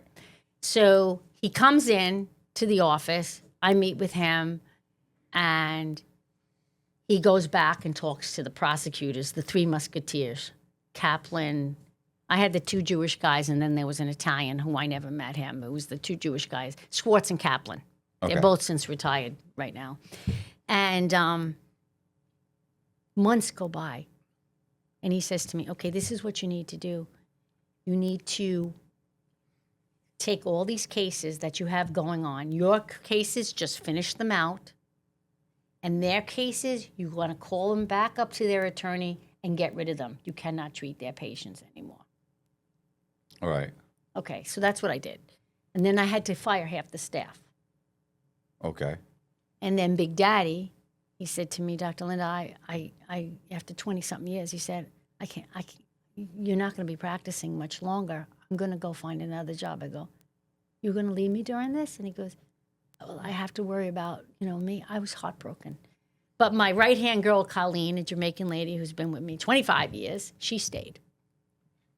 And we had no files. We had nothing. Yeah, because they took them all. They took them all, computers, everything. So I said, okay, because I still had HMO patients. I still had Blue Cross Blue Shield, Aetna. I said, patients come in, you give them new paperwork. It's a new year, they have to sign new paperwork. And that's how we did. And I went and bought a old school appointment book. And we didn't know who was coming in, who was scheduled. We just had to take one day at a time to get through it. So as they walked in, you're like, "Oh, Mr. Johnson, Yeah. And we've been waiting for you." Yeah. So we wound up, the PIs dwindled within a few months. They were gone because I wasn't allowed to see any more PIs, according to the attorney. And then 3-4 months into it, I get a call from Bruce. Like, so you're like hanging limbo. Your life is on edge when all this is happening, right? Nothing's happened. Right. He said to me, okay, tomorrow you have to come in and meet the federal prosecutors, and I want you to come in there and go naked in front of them. I go, will that help? He goes, no, Linda, naked in the fact that everything that you got to tell them. Right. One's going to play a good guy, one's going to play a bad guy. I'm just going to give you a scenario. I need you to come in a suit and be prepared. So that's what I did. And I remember that night before, did I sleep a wink? No. I get to the federal, Bruce was on the 14th floor, the feds are on the 7th floor of the same building. So we walk in, you have to go through the thing, I'm in my suit. I get escorted into this room with a giant conference table. There was the 2 prosecutors, Sunny Isles Police, 3 FBI agents, 3 state police agents, IRS, all around the table, and me and Bruce. To say I was scared was the understatement. So I walk in on this, and he goes, okay, Linda, I could see from your accent. He goes, where are you from? I go, the same place you are, because I hear you have the same accent. He laughed. He goes, yeah, I'm from New York, too. He said, okay, so you're Italian? I said, yeah. He goes, then could you tell me why Advanced Medical Associates been paying the shul in Sunny Isles $10,000 to $20,000 a month? They were washing money through the shul. You know what the shul is? The temple. Okay. They were giving the rabbi money, and then I don't know what they were doing. All right. I So what, they're paying a rabbi, he may be sending it to Israel, it's coming back in another form or whatever. It's going to some Ukrainian bank somewhere, whatever. Do I know any of this? No. So he says to me, what's a nice Italian girl like you from New York is donating to the shul? I go, because I wasn't donating it. So he proceeds to rip me a new one. You know, people like you, that the insurance rates are going up, and he just vicious. And I just sat there like, oh my God, I wanted to just melt into the chair. You realize that you were paying off people to get cases. I didn't know any of it, to be honest with you. So at the end of this 45 minutes of hell, they put me in a separate room. Bruce stays in there, and then he comes out, and I go, what? He goes, I don't talk on enemy territory. Let's go to my floor. So we go up to the 14th floor, and he goes, you're in big trouble, girl. No, minor role. Minor role. Remember we talked? These guys are the problem. I'm a minor player. They had all these other clinics. Mm-hmm. So it was over $25 million. Yeah, My clinic did $5.7 million. 5.7 million, and you're Advanced medical. Yeah, having to borrow or hope to get $25,000 to pay your attorney. Yeah, thanks. Sorry. So they knew. They had been, okay, so he said, you're going to take a plea, and then you're going to meet with these people, and you're going to tell them everything you know. You're going to explain the files. And so that's what happened. I took a plea, not really fully understanding. You know, I understood I was pleading guilty because they were using my tax ID number, so I was guilty, right? That's my crime. So I think the term you probably heard is willful blindness. I never heard that term, no? Matt. I wish I would have. Well, I'm saying that what they typically say is you're like, yeah, but I didn't know. And they're like, yeah, but you should have known. Right. You should have asked more questions. You should have looked into it. So if you say, well, I just assumed, right, you were willfully blind. You intentionally didn't look into it because you didn't want to find out. You knew something was shady or something wasn't quite right. Right. And it took me 6 months to realize that. Right. Well, it's funny because I've, talked to doctors and U.S. attorneys, and what they'll say is that the doctors, they said it's funny because they whenever they have the, a proffer with or even a reverse proffer, however it works, that they go in and talk to someone. Like they're like, we would prefer to have a proffer with a drug dealer or a bank robber or someone like that. They said, because the problem when you go in with a doctor is that it takes 30 to 45 minutes just to convince them that what they were doing was wrong. And because they're sitting like, no, I saw the patient. He had an MRI. Right, He's got right, a such and such. right. I asked him how much he drank. He said he doesn't drink Yeah, every we day. had all the paperwork, right. He checked all the boxes. So I prescribed the medication, or I did whatever. And then they're like, and so they're like, I have everything I did was correct. And then they have to kind of really explain to them, no, come on, you should have this, you should have this. Matt, everything that they signed was performed. There was no illegalities going on inside the clinic. It was how they were getting the patients, right? I understand. So I go on Tuesday and Thursdays when I'm not working. I spend half a day with the feds. And I said, did you have a translator to understand because Ina was talking Ukrainian. Right. Oh, he goes, of course we had a translator. So she was doing all the dealings. Okay, so I was shown probably 100 pictures of a lot of gold teeth people, some attorneys. Right. This thing was massive. Tow truck companies, You got to use gold teeth people. because they were In the hook, in the intro.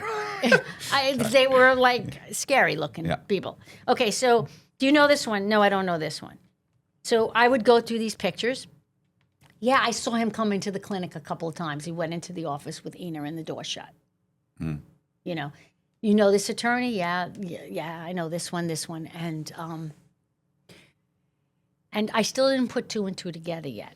So I was, okay. They wanted to understand how the files work, how the decisions were made when they went for an MRI. It was a whole thing. Like, the patient has to treat this amount of times. Then you have to do x-rays. Then they have to go for an MRI if it's, and it was a progression. Then they have to see the orthopedist. All that stuff was run perfectly. Mm-hmm. The problem was they were using my tax ID number and how they were getting the cases. Right. So are the cases legitimate cases to begin with, or are they like one of those cases where the guy pulls in front of a Walmart truck and hits his brakes and gets slammed? These my neck's killing me. So to answer that question, I had a woman come in who was a slip and fall. Mm-hmm. I interviewed her in a room. I went outside. There, in this building on the second floor where we were, there was a fire escape. Ina was a major smoker. She'd always be out there, right? So they stay so thin. So I go out there and I go, this patient, there's something wrong with this. I don't think she's really hurt. I think you got to get this patient out of here. I think it's bullshit.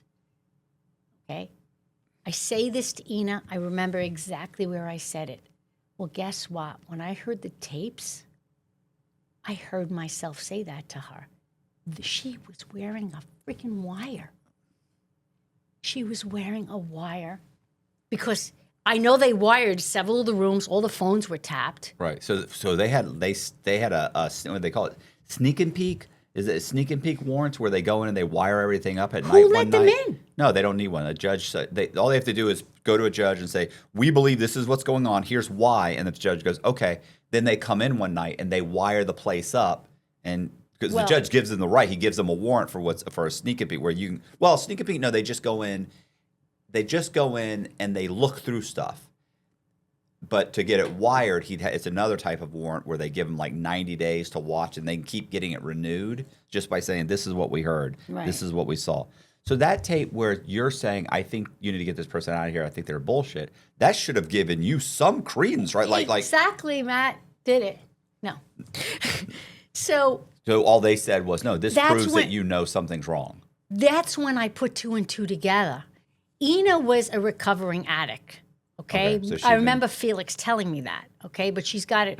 There was some days, man, she would look like she'd fall asleep at the front desk. Do you sleep hot or cold at night? The temperature in your room can really ruin your sleep. That's why I switched to Miracle Made sheets. Miracle Made sheets are inspired by NASA technology. and made with silver-infused fabric that helps control your body's temperature. Whether you sleep hot or cold, these sheets help keep you comfortable all night long. They're also way cleaner than regular sheets. Miracle Made sheets stop up to 99.7% of bacteria, so they stay fresh up to 3 times longer. That means less smell, less laundry, and more time doing the things you actually like to do. And they feel amazing. Soft, smooth, and breathable. Like 5-star hotel sheets, but without the high price. Cleaner sheets are also better for your skin and help reduce breakouts. Upgrade your sheets or give the gift of better rest. Go to trymiracle.com/Cox to try Miracle Made sheets today. You'll save over 40%, and when you use the promo code COX, you'll get an extra 20% off, plus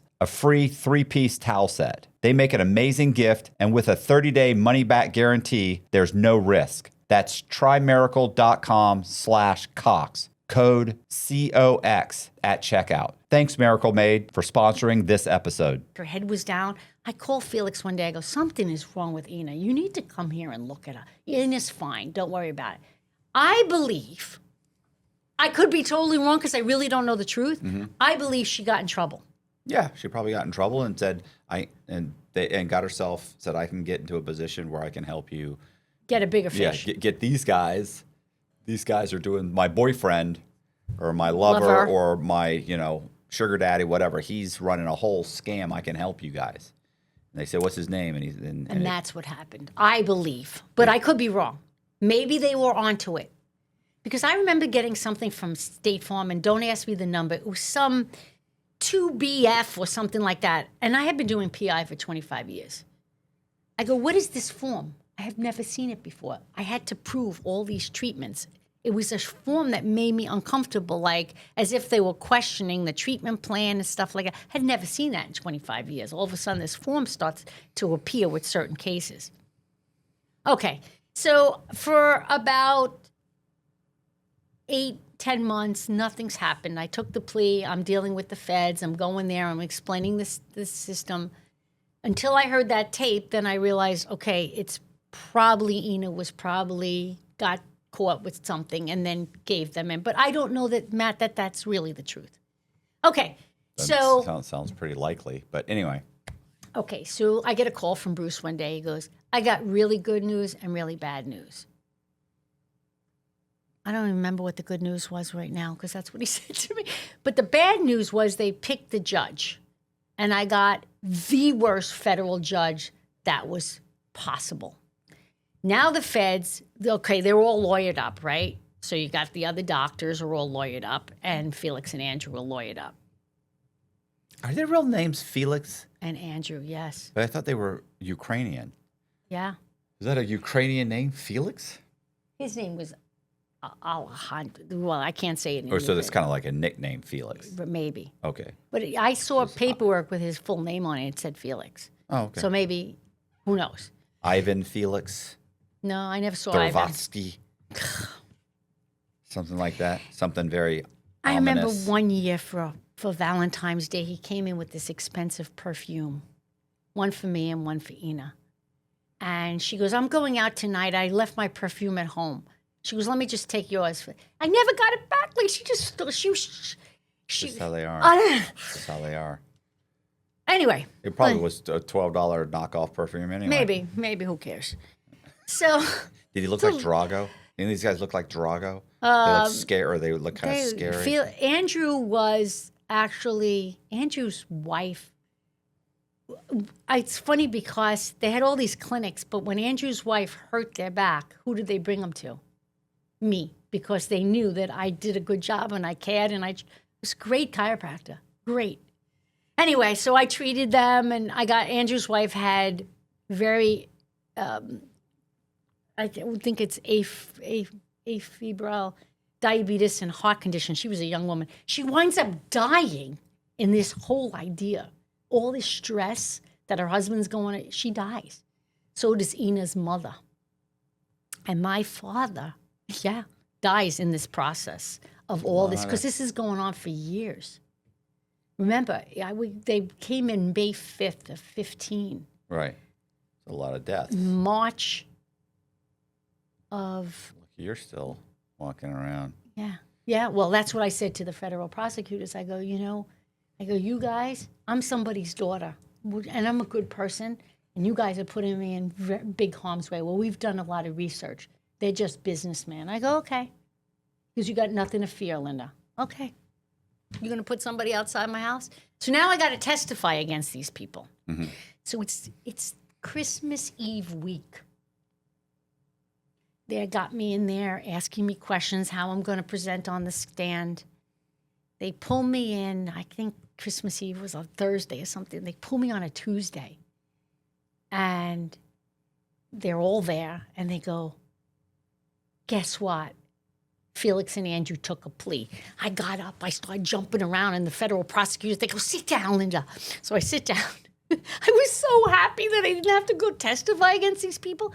They go, well, Dr. Olga didn't take a plea yet, so, you still might be going to court.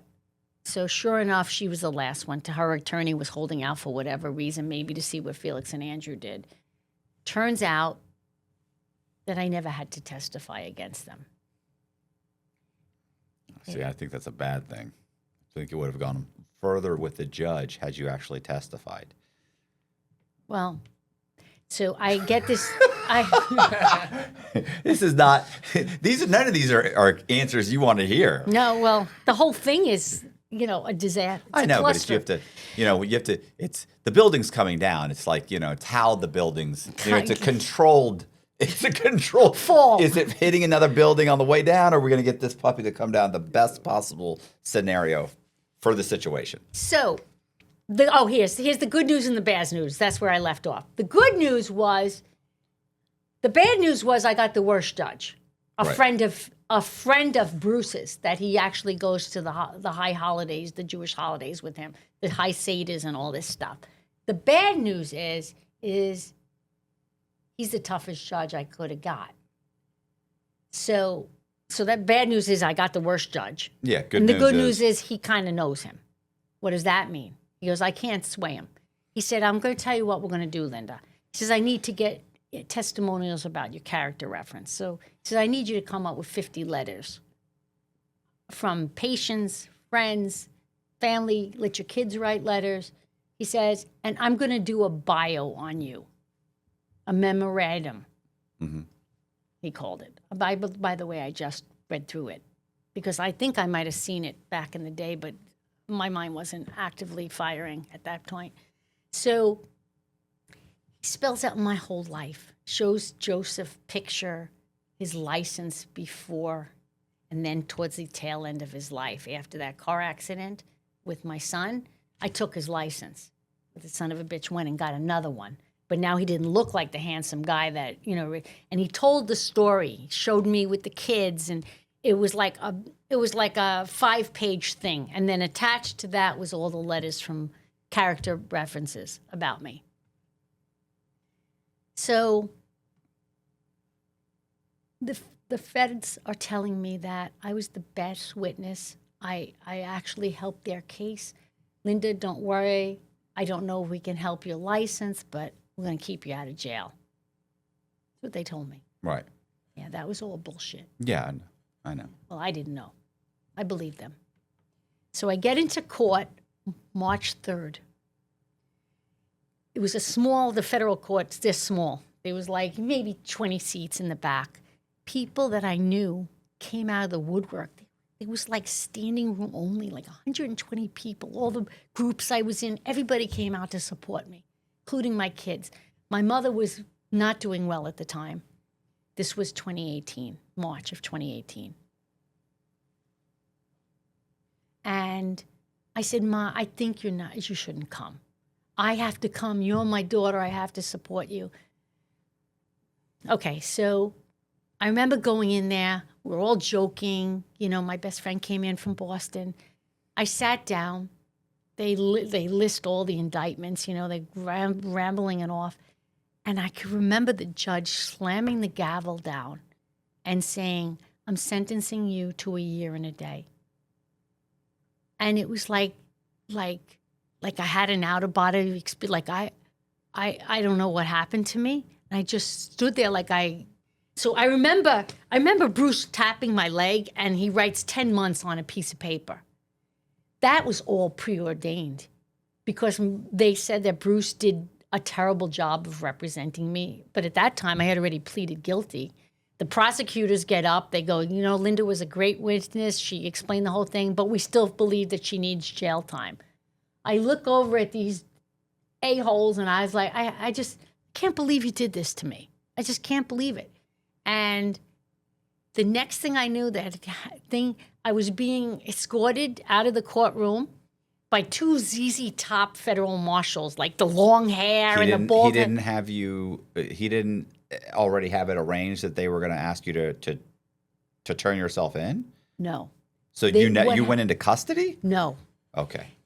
The kindness that the judge gave me was that this was March 13th, I think, and either the 3rd or I think it's the 13th. He allowed me to self-surrender on June 1st so that my daughter was graduating high school and my son was graduating college, so that I would be able to see them graduate. He allowed me that grace. So they took me upstairs, they did some fingerprinting, and then they let me go. And my whole family is down in I didn't know where I was or what was happening. And I found some God. I'm like, listen, I need to get to the first floor. I'm very confused of where I am. He's like, get in that elevator, push number 1, and then head to the right, then make a left. At this point, I was not comprehending what he's saying. I finally found my family. Oh, one other thing. When they banged the gravel down and gave me a year and a day, my family did not know that translates to 10 months. I heard my mother start crying behind me.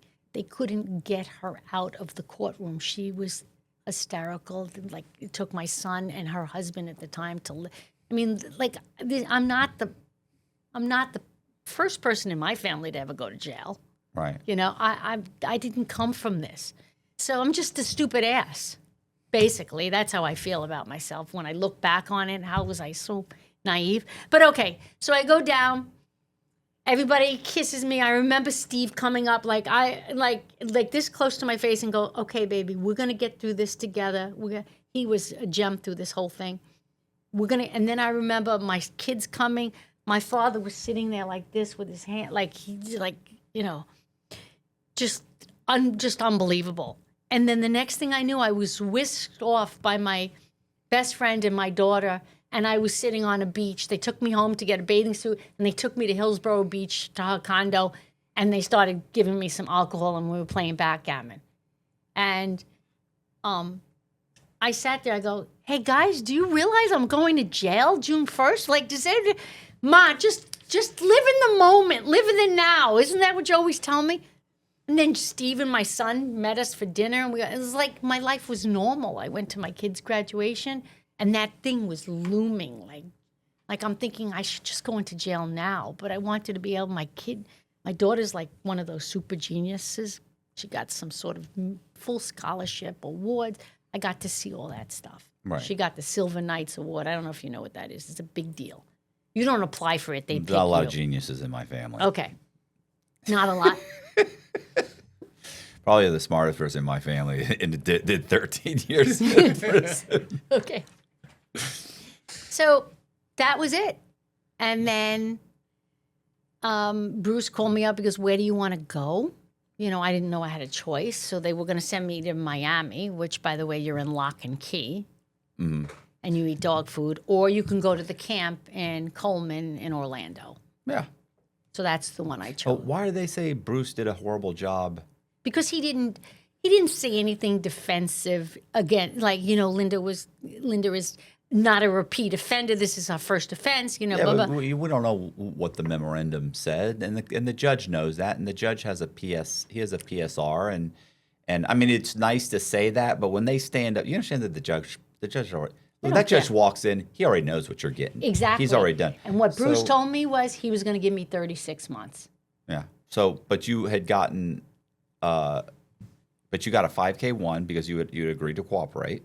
So your PSI, which is probably saying, the 30 some odd months, Well, went down to 25 million. We were Right. Rico. Yeah, so yeah, my you're- number came up very high. Oh, okay. So with the 5K, it was 36 months or 30 whatever months. Is that That's what Bruce told me, that the judge was going to give me 36 months. And because of the memorandum and his friendship, and he said, look, helped. she'll never be in front of you again. Trust me. right?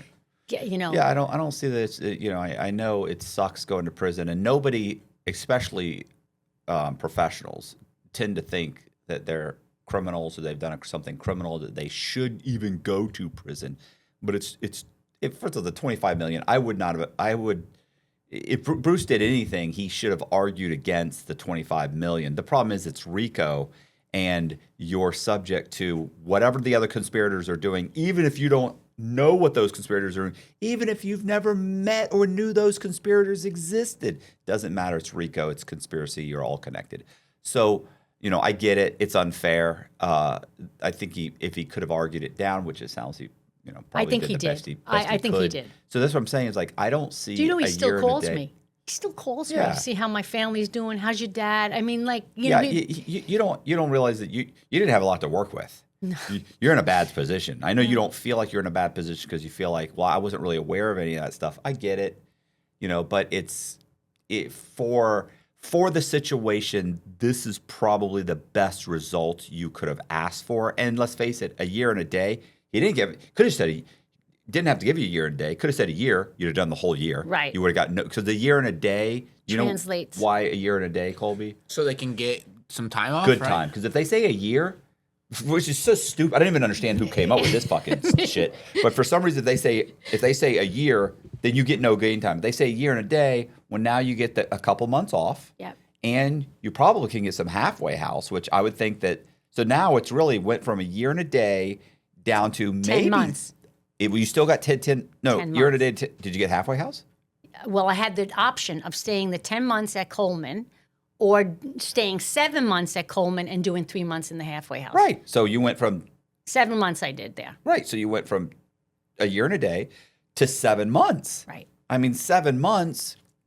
They call it a long weekend around there. I was going to say that's not even worth unpacking.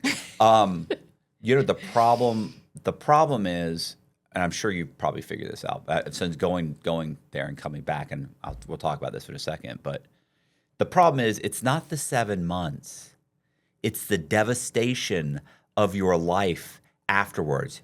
Your credit's ruined. You may be evicted from your home if you don't own it, or if somebody can't maintain your mortgage. Which who the fuck? Who you better hope you got some family the house members. was paid for. Oh, thank God! Yeah. Right. So thank God. So you still got the house, which you No, No?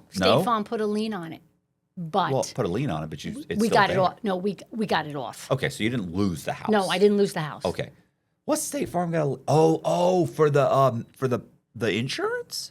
State Farm Insurance put a lien on it. I'm sure they put it on all of the co-conspirators' houses, Yeah. or whatever. Felix was living in Trump Tower because I went to see it on the 10th floor. Did he own it or rent it? I have no idea. I think he rented it. So did you have restitution? Yeah. How much? What's your restitution? So let me tell you what I lost. So I got a year and a day. Yeah. I got 3 years probation. I lost my license. And I got $5.7 million restitution over my head. Right. Dr. Olgar, who I was following, Olga, who of course was a Ukrainian, she got 3 years. Okay. Felix and Andrew got 6 years. All right. So they were arrested right from the start, and then they were gone, okay? So that served the 2 years before it took a plea. They were already in jail, Yeah. serving time. They got out because of COVID. Oh, right away, pretty much. So Or- they did like 4 years. Okay. So that's what happened. And I know that because I still contact this one massage therapist who knows the circle of these people. And Felix opened a hummus shop down in Sunny Isles or something. I don't know what happened to Andrew. Homeless shop. You mean? Hummus. You know what hummus is? Oh, hummus. Hummus. Hummus. What, you don't understand the accent? No, Hummus. hummus. Okay, so he's a little hummus shop. I don't know. I have no, like a Mediterranean eatery or something. Who knows? Who cares? You know, So really quick, I might have just missed it. So they're finding these patients and they're not really injured and they're billing. What was kind of the scam? Or like, no, the scam was how they got the patients. They were paying tow truck drivers and runners to get the clients. So there's an accident, and the tow truck driver or Said, somebody shows up at an accident and says, "Yo, you need to say that your back is hurt. Here's the attorney to go to." That attorney knows. They show up, say, "Oh, you were told by Tommy. Oh, okay. He knows now. He knows that that's a part of this whole network, and then they send him to this clinic because they know that clinic's going to give him the right MRI, going to say you need this, but like they're going to max out the whole thing. They've already prepped. They've got someone prepping the patient and everybody to say gets the right thing. Everybody gets a VIG. Right. You know VIG, the term VIG? Yeah. Okay, everybody gets a VIG for sending somebody, the MRI was given a VIG. So I forgot to mention one big part. So I had left that day and I had decided I wasn't going to go with these people. That night I get a call from this lady, Roberta Kahana, who I know for 20 years. She's got to be pushing 80 now. She was very close with my husband. She said to me, "Linda, I know you're in financial distress. I know you met Felix and Andrew." I go, "How do you know I met Felix and Andrew?" She goes, "Well, I know them for 15 years. They are really good businessmen." I go, I felt very uncomfortable with them. She goes, "You got to give them a chance." And I loved, look, I can't blame anybody but myself, but she was a deciding factor for me. Otherwise, I wouldn't even had that second meeting with them. Because she knew them for 15 years. I'm thinking maybe she could, They're all in it together. Yeah, because they sent her all the MRIs. And she was getting a nice little VIG too. Right. So they had a good run. But You came in at the tail end of it. They never took any of the attorneys down. They knew all the attorneys that were involved because I told them who we doing business with, Yeah, but the attorneys are tough to get because they know what to say and what not to say. They don't say things on the phone. They don't, so they have wiggle room, and they know a lot of attorneys will go to trial because they know, I know you don't have me on tape saying anything fucked up. So they didn't get any attorney. They didn't get her with the MRIs. They didn't, nothing. Just Felix, Andrew, the other doctors, and me. So you went to prison, and you were like, "This is not bad." Oh, I didn't say that at all. No. I'm going to walk the track. Okay. I'm going to get a job in the laundry. So it's going to be all right. I'm going to tell you about the self-surrender. I had to self-surrender on June 1st. My daughter is going to take me, and my father's wife, who was with me the whole time with the feds. My mother was failing. She couldn't do it. And we drive to Coleman. We don't know what, you pull up and it says FCC Coleman. It doesn't say camp, medium. We don't know where the hell we are. We drive off this dirt road. My daughter's like, "Ma, it's only 11 o'clock. Let's go back and get some coffee and some breakfast." I go, "Who wants to eat here? Not me. And where the hell is this? We're in cow country here." So I said, "Listen." She goes, "Ma, stay in the car. I'm going to go out." So she goes out. They see her approaching, and they say, "Can I help you?" And she goes, "My mom has to self-surrender by 12 o'clock today. Is this the right place? She's supposed to go to the camp." So the doors open. My father's wife and I are in the car, and we're like, "Oh, my God," And she comes back to the car. She goes, "Ma, you're at the right place." I said, "Okay." So she comes back in the car, and nobody's talking. Like, what are you going to say to me? There's nothing to say. I said, "Guys, I'm just going to go in. What's the difference if I go in at 20 after 11 or 12 o'clock? Let me just go in and get this shit over with." So I said, "I'm not going to look back, guys. So I'm going to kiss you goodbye. I'm going to walk through those doors, and I'm not going to look back." So that's what happened. So we walk up, the three of us walk up.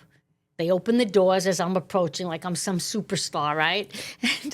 And the guy goes, "How long you in for?" I go, a year and a day." He goes, "Oh, that's a long weekend around here." And I hear my daughter like that, one of those cries from the, like she's like fighting back the tears. And he goes, "Don't worry, we'll take good care of her." And the doors closed and I could hear them both crying. And now I'm in receiving and delivery. I knew what to expect because Bruce hooked me up with some lady who spent 3 years in there. So I knew I was going to go through the strip search. I knew I was going to, all this stuff. So I was prepared about what was going to happen. I knew that whatever I walked in with was disposable. They were going to throw it away anyway. So I wore some old yoga pants, some flip-flops, and I went in. And I held it together. I was the only person in receiving and delivery. They bring out the, bologna, the 2 pieces of bread, and I'm sure the you bologna know. sandwich. I love the bologna sandwiches. Everybody complained. The Lay's potato chip, the green apple, Yeah. and the water. Who could eat? Okay. So he comes out there. The woman comes in. She starts asking me about my sexual preferences and all the sex questions. They want to Right. know if you're a lesbian or not. I have some funny lesbian stories to tell you. So I go in, and then this beautiful black guard comes out. She didn't have a personality. If she did, I didn't see it, okay? Yeah, they're not hiring for personality. No, they do not. So she takes me into the room. She goes, we're going to need a urine sample. So now she's standing. I'm in the bathroom, right? I got to turn the water on because it's hard to pee when somebody's looking at you like that, okay? Stage fright. Okay, so I'm sure men get this too. Yeah. Okay, so that happens. Then she takes me into this room that's like a glorified closet, and then comes the strip search. Unfortunately, the smallest size bra that they had, or like workout bra kind of thing that you wear, was a 38. Nothing fit. Nothing. So she gives me a tie to tie it on both sides so that okay. And then she gives me beige scrubs, some canvas shoes, okay, and a shirt. I look like a bag woman. I come out, and then the guy does my fingerprints, and then I'm in. And then this woman who looked like she was in a forest ranger outfit. They were in greens. Mm-hmm. That was the outfit, the uniform. Yeah, that's an inmate. I didn't know. I thought she was a guard that was in a different level, right? So she goes to me, okay, I'm going to show you around. She goes, this is commissary. This is where you're going. I didn't know. I did not know. She takes me to the chapel where they have that helping hands, right? Because this was a Friday. I had no toothbrush, no nothing.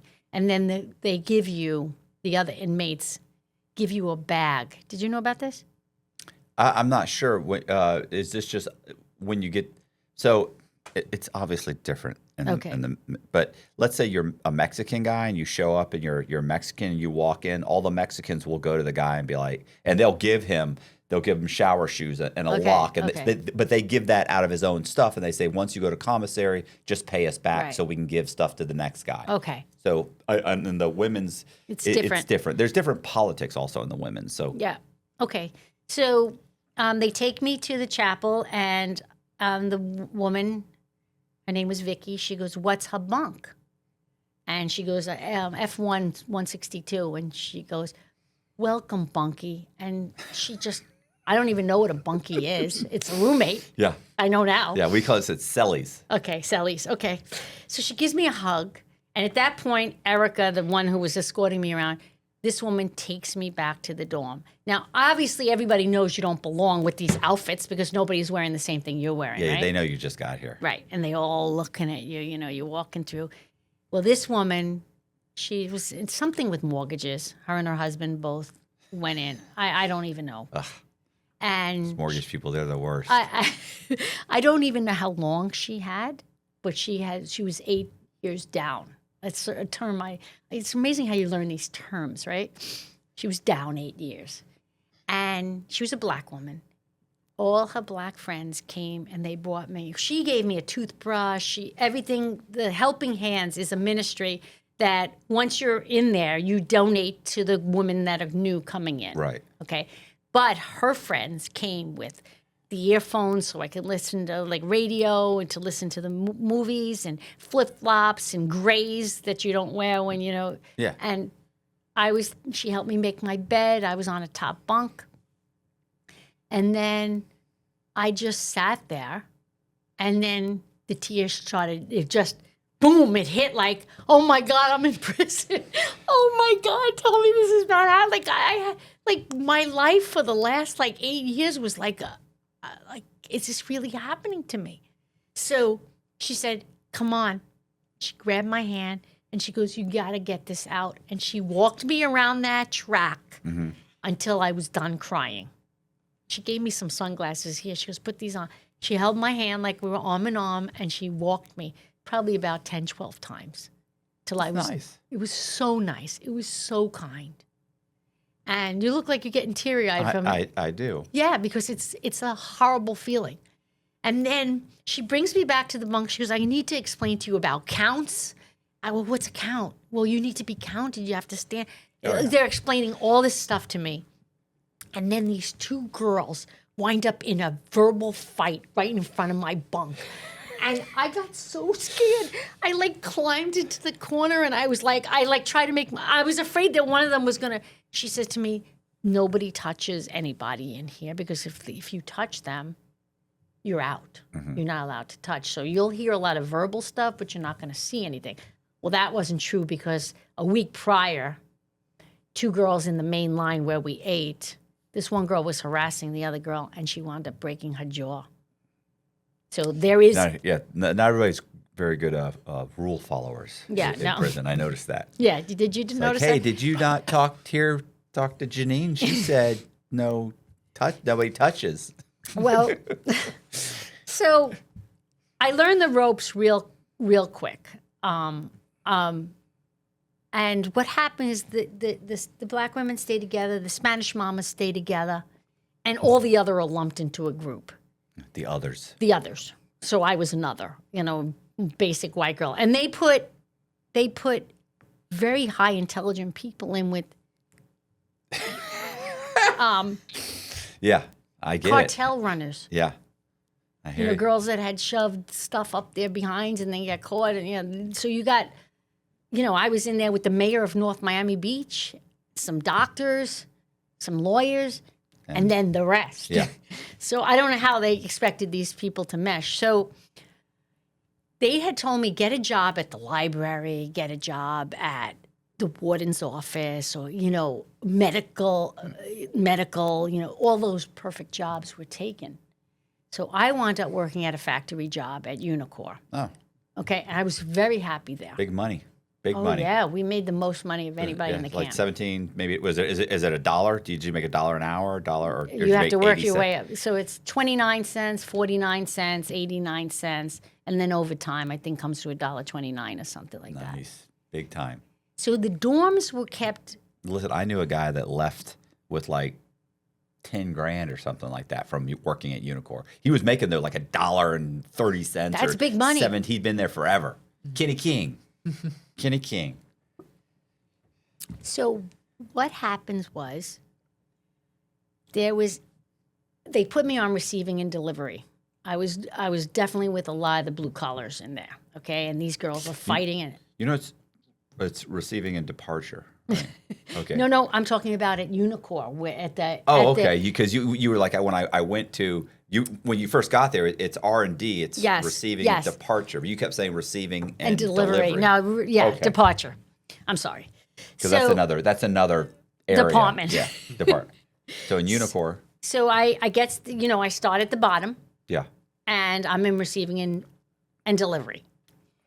The product comes in. We made office furniture. You familiar with anything with Unicor? Okay. Yeah. Was it the partition walls or did yes, it was the desk, the partition walls, all that stuff.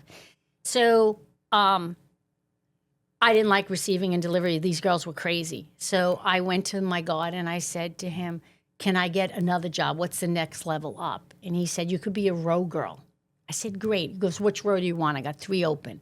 I go, "I'll pick row G because my daughter's name is Gianna. I figured G may be good luck." I did luck out. They had small parts. I didn't have to lug this big stuff. Learned how to drive a forklift. Within 1 week, I had my row like perfect. So the stuff would come in, I'd put it on the shelves, the stuff would come out. The next morning, I'd do inventory. It was perfect. They started to realize, oh, this girl is good, and maybe I'll get her to correct some other rows. Next to me on row H was a Spanish mama. Wouldn't look at me, wouldn't talk to me. They made cafe con leche, prison style, after lunch. Mm. They didn't talk to me, look at me. So I was like, okay, I'll just go about my thing. I started to write my book. Then what happens is Mariana, the girl in, she wakes up with a torticollis, like a 2nd-degree strain sprain. She can't turn her neck, migraine headaches. There's no medical in there, let's be honest. Yeah, yeah. Okay, so No, the medical was the inmates. I got better medical advice and treatment from the inmates than I did. right. Yeah, than I did. We used to say that the leading cause of death in Coleman was medical. Yeah. So Ruth, who was in my bunk, she said to me, Mariana can't turn her neck. I know you're a chiropractor. Could you help her? So I said, I'll do whatever I can to help her. So we set up on my row down at the end, we made a makeshift chiropractic table. And I did pressure points on her and I worked on her maybe 15, 20 minutes. I did an adjustment. And she says, I pay you. Like, what's she going to pay me? And like, Commissary. That's at least 2 things, a keefy and a creamer at least. So I at least get a book of stamps. So I said, no, because I had to live next to her. Yeah. I just wanted to be treated like a human being. So I said, no pay. She says, I pay you. So Ruth goes, you better take something. She goes, okay. She says, I'll give you 4 cardboards. You have to line the pallet with a piece of cardboard before you put the product on it so the product doesn't fall through. Okay. So she had pre-cut cardboard. Because it was a big deal because we had to take the X-Acto knife out. You had to go through that whole process, go to the tool chest, leave your ID, and then you have to cut it. So she gave me 4 pieces and I was like, oh, thank you. I'm so grateful. Okay. What happened after that was my reputation started to change. The Spanish mamas pulled me in. I now was having cafe con leche. I now got to use their gel pens. Then they found out I could draw. I was drawing their Christmas cards for them. So I had the black mamas in the dorm. Right. And then I had the Spanish mamas. And now the reputation comes out. Go to Doc. She'll take care of you. So now after count, I'm going in, doing people's sciatica. All I had was my hands. Mm-hmm. And I was starting to take care of, and I became somewhat kind of like Switzerland. Nobody bothered me. Right. So then I decided I'm going to start a Pilates class because I used to teach my patients Pilates on Monday night. And I started with like 4 girls on the what used to be the basketball courts. We brought our little mats, and I used to narrate the whole thing. And then 5 girls came to 10 girls, came to 20 girls, to 30 girls. And then they allowed me to do it in the visitation room.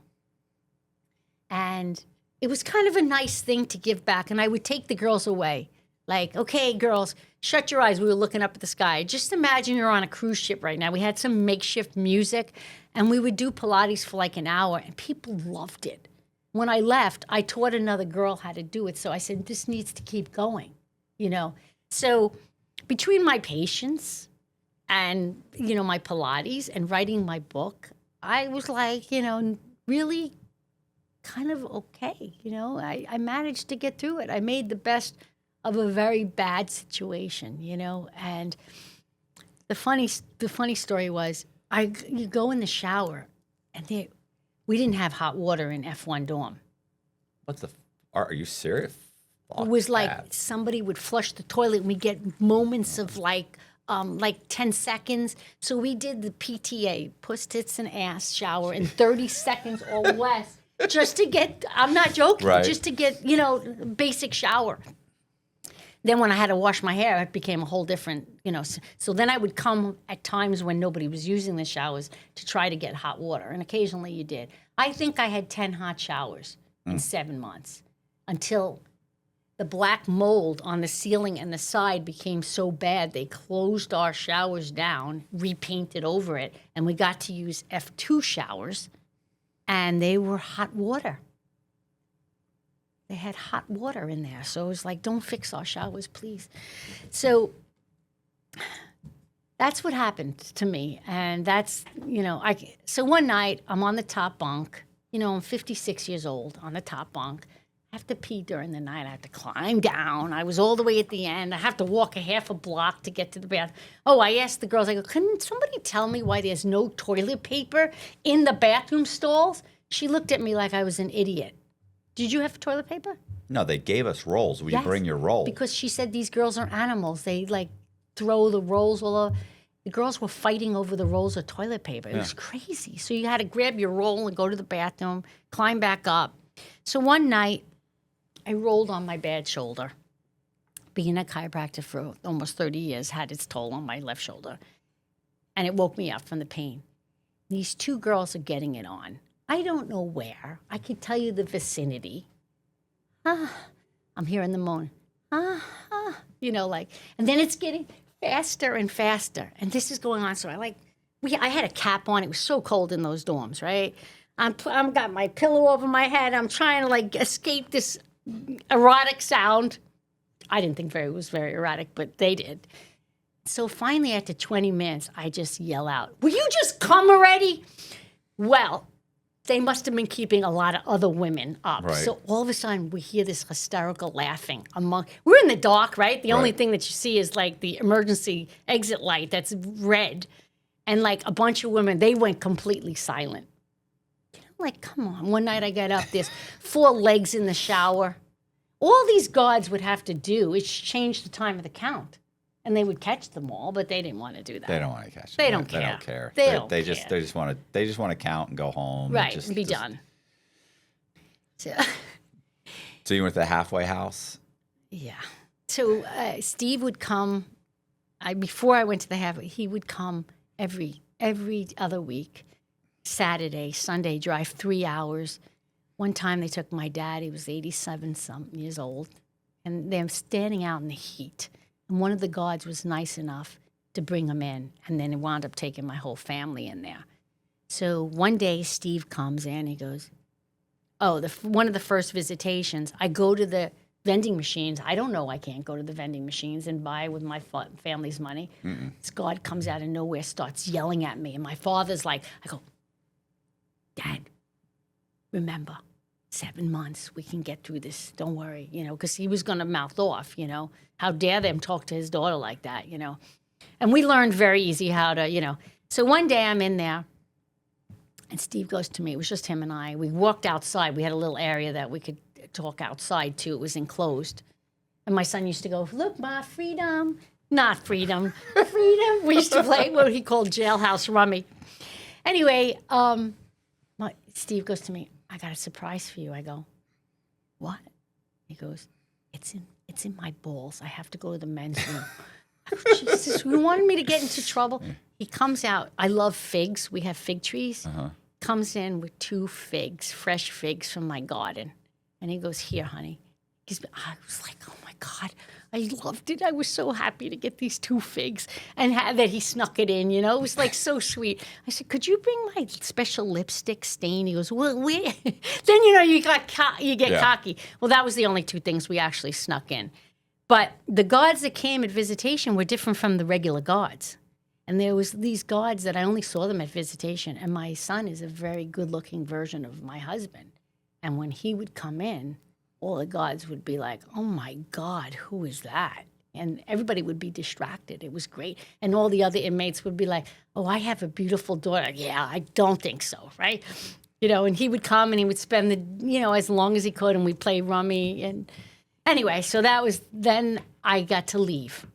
I learned how to crochet. I wrote my book. I read 57 books in 7 months. Nice. I just kept myself busy. Yeah. Did my Pilates twice a week, and the you way to just do get it. through it. Yeah. And I worked at Unicor as much as possible because all the drama with the women happens in the dorms.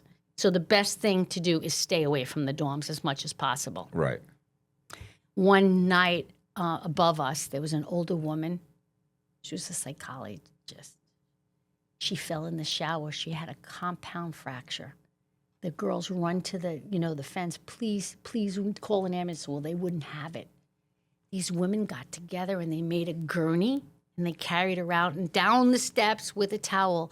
And finally, they started to make such a stink that they wound up, this poor woman, they put her right into surgery. It's horrible. It's a horrible life. Oh. Then she came out in a wheelchair like a month and a half later. I guess they put her in rehab and she was chained to it. It was just horrible. Just the stuff that you saw was horrible. I got to go to the dentist once in my 7 months. My bunkie said they never sent her to the dentist for a cleaning. I also had a mammography. They never sent her. She was down 8 years. She never had a mammography. Now, why did I get to go and she didn't go? Didn't make sense. I don't know. Might have been the treat you a little better in the first, 12 months you're there or something. I was always had stuff in for dental. I got my teeth cleaned 3 times in 13 years. I got, it's just, I did go to the dentist probably 5 times because I think I had a crown break one time. One time, one of my veneers, not these because these are new.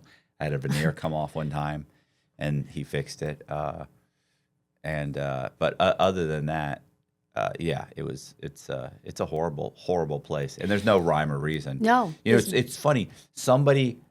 You could hurt your shoulder. So, like, let's say you're a black guy that's playing basketball, or a white guy, whatever. Somebody playing basketball, and they hurt their shoulder, or they play volleyball. Somehow they hurt their rotary cuff. Those guys seem to get work done right away. But then you could have somebody else who would be complaining about chest pains, and they don't take them seriously. Right. And you're like, bro, I have chest pain. Like, this isn't a joke. Right. And the shoulder that you fixed for Tommy, that's a joke. Like, he's fine. He'll struggle through that. But this is and there's no rhyme or reason. And I love the doctors when you go in there. They don't really, they're not doctors. They're, physician assistant, nurse practitioners. Yeah. And they're like, okay, what's wrong? And they're typing it into a computer to figure out what's wrong. And they're like, okay, well, this is the problem. And you're like, it bothers me that you don't know that. It bothers me that you needed this machine to tell you that. But yeah, it's funny, if you were a doctor and you went in, the doctors would come out and say, man, these guys, they don't know what they're doing. They don't. They really don't. Medical was like, and let's talk about the prescription medicine that they give these people that have come in. Yeah. They make them zombies. Oh yeah, you're talking about the the cocktail. Yeah, they made their own cocktail. Yeah, forget what they call it. And then it's funny too because they'll have, if you're supposed to be on, let's say, Paxil, and they're like, yeah, we don't prescribe Paxil. We prescribe, and they give you something else. You're like, okay, that's not the same thing at all. Right. Like that's not gonna help me with this at all. And so when I first got locked up, I was taking Paxil, and then they put me on like 3 different medications, and finally they put me on something that had me feeling like I was like a zombie. I couldn't. I felt I just felt really weird. I couldn't focus on anything, and people were like, "Bro, something's wrong with you. You got to get off that." So I just stopped taking it, and I just said, "Fuck it, I'll just deal with my anxiety and whatever." Yeah, it's not good. It's not a good situation. People don't realize the black mold was really that was. Oh yeah, the black mold was that's. They're like so commonplace. Yeah, black mold. That's the least of your problem. What's funny is that you just, if you're talking to someone who's working at the BOP, I mean, nobody at the top of their field goes to work for the Bureau of Prisons, for a prison system. Who would? So for you to go in and expect like I'm going to get top-notch care here, that's like no, that's not what's happening here. They have to provide you. It's kind of like I think I don't forget what article it is in the Constitution that they have to provide you with an attorney, and people are like, well, you have to, the attorney didn't do a good job. That you violated my rights. No, we have to provide you with an attorney. Nothing says they have to be competent. There's no place here and it's true. Like, we have to give you medical. Nowhere does it say they have to be competent. They have to be competent. Yeah. Yeah, I could tell you, so 13 years, I could tell you about one guy after another that I've seen just to go to medical and just die. Just one guy dying after another. People waking up dead. I love it when they wake up dead and like they died at during the night at night, and they wake up and they're hard, they're rigor mortis, and they run in and they put them on a gurney and they act like they're giving him compression because they don't want him to die. But he's cold. He's dead. And even the celly's like, bro, that dude was dead. Like, I grabbed his arm when I was trying to wake him up, but I grabbed his arm. He was stiff as a board. They put him on the thing, and you can see they're You know, they're like they're sleeping, but they're trying to do this. They can't move their arm, and they're trying to, you know, whatever, give them compressions or whatever. But the truth is, they don't want you to die there. They want to say you died in the ambulance or at the hospital because they don't want any type of investigation on the prison ground. So everybody always made it, but they died at the hospital.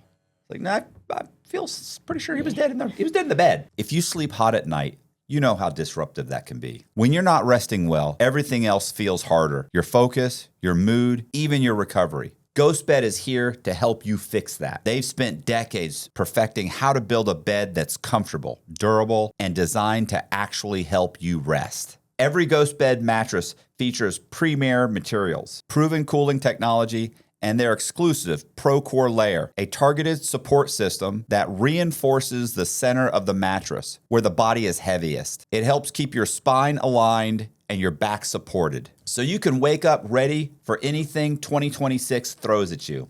Each mattress comes with a 101 night sleep trial and a 20 to 25 year warranty, so you can try it risk-free, knowing it's built to last. Shipping is fast and free. Most orders arrive in 2 to 5 days. GhostBed has great prices to begin with, up to 50% off comparable brands. And Inside True Crime listeners can get an extra 10% off site-wide for a limited time. Just go to ghostbed.com/Cox and use promo code Cox at checkout. That's ghostbed.com/Cox, promo code Cox. Upgrade your sleep with GhostBed, the makers of the coolest bed in the world. Some exclusions apply. See site for details. I never witnessed that. Yeah. Well, I was there 13 years. Yeah. I probably saw 5 or 6 people die. A story is, I was getting ready to go out. I had 2 weeks to go. Mm-hmm. And I was teaching a girl that might have had 7 teeth in her mouth. And you know not to pry in people's life. I go, what are you doing here? She goes, I got wrapped up with a drug.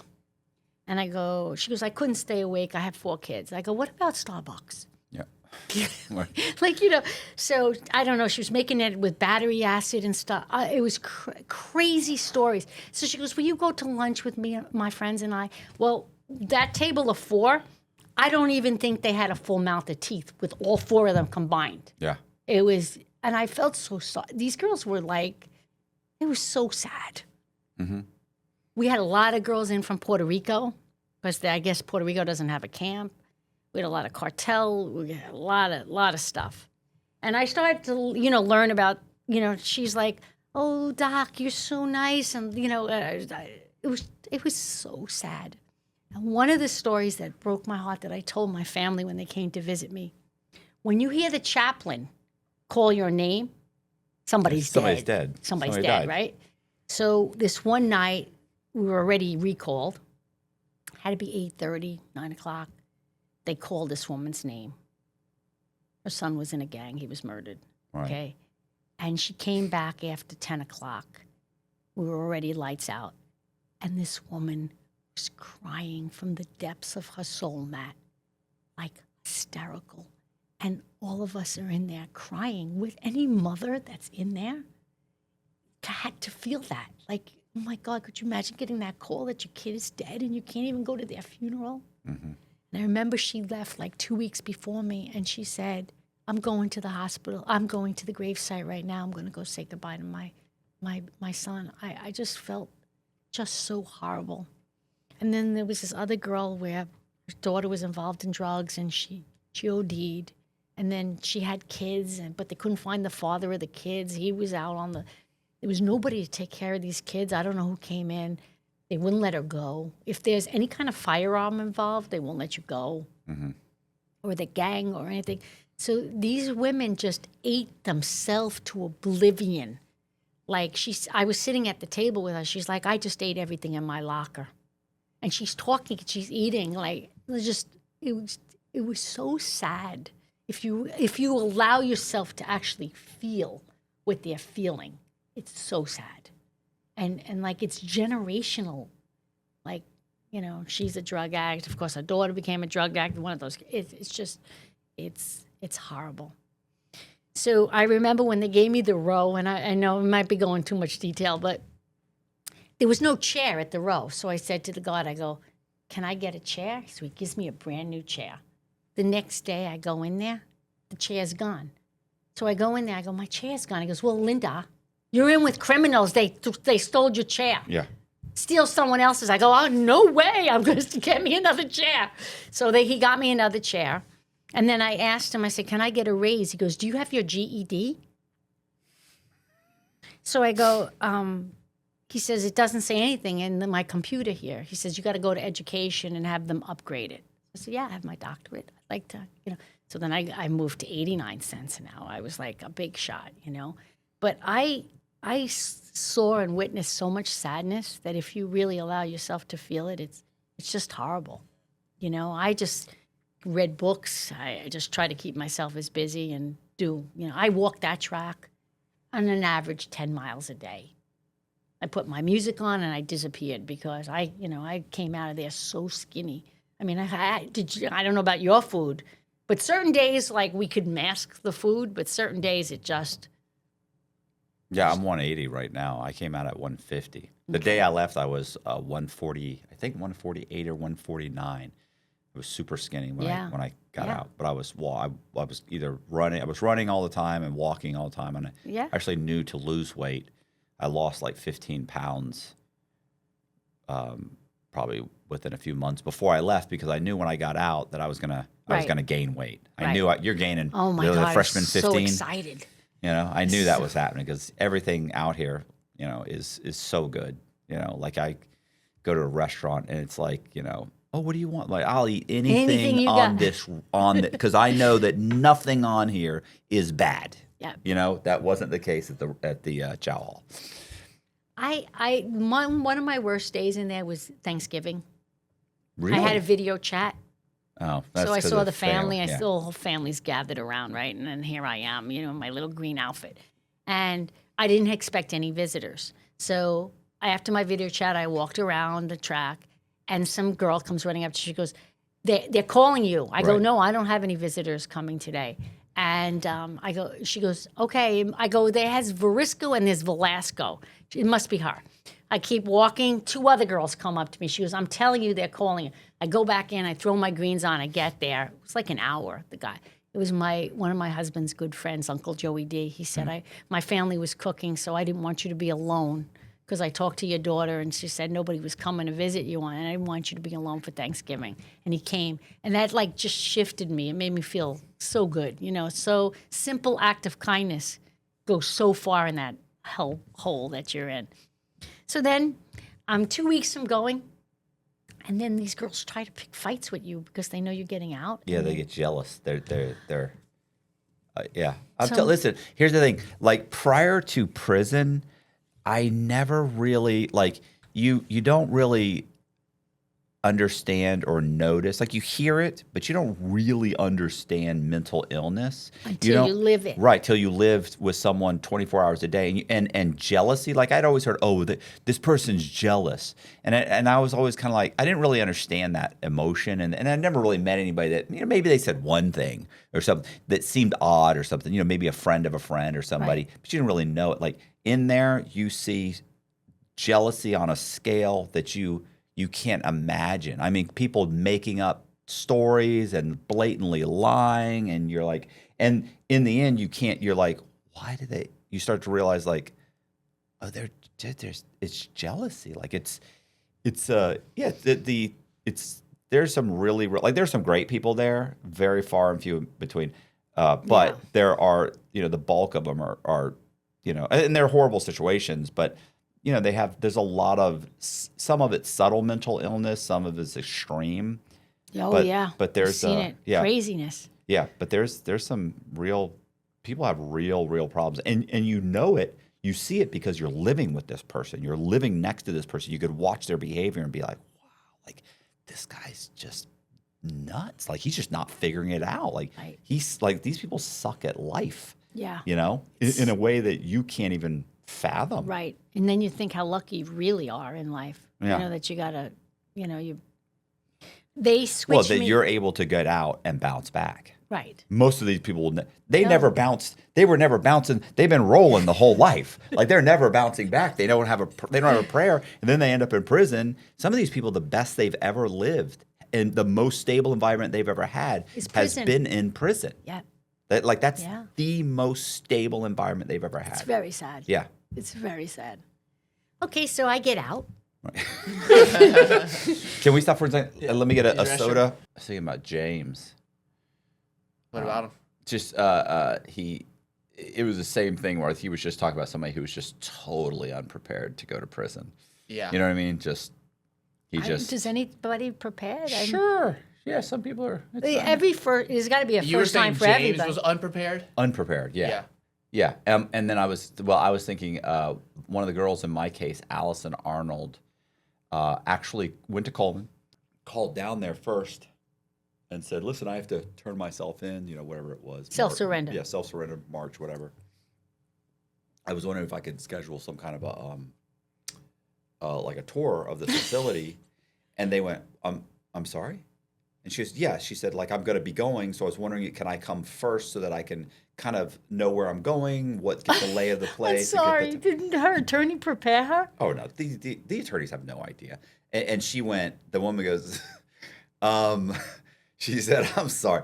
What is your name?" And she gave the name. And they said, "Yeah, no, you'll do the tour when you get here. We'll take care of all that." So there's no pre-tour. She's like, "Oh, okay. Just wanted to make sure." Okay. So when she got there and she walked in, they looked up at her and I dated her. She's a beautiful young girl, and looked at her and they went, "You must be Allison." And she was busting chops. and they went, and they're like, "Allison Arnold's here," and they were like, "Oh, she's here. Why don't we give her the tour?" They said, and she goes, "How did you know it was me?" They said, "Allison, we've gotten quite a lot of amusement out of your phone call."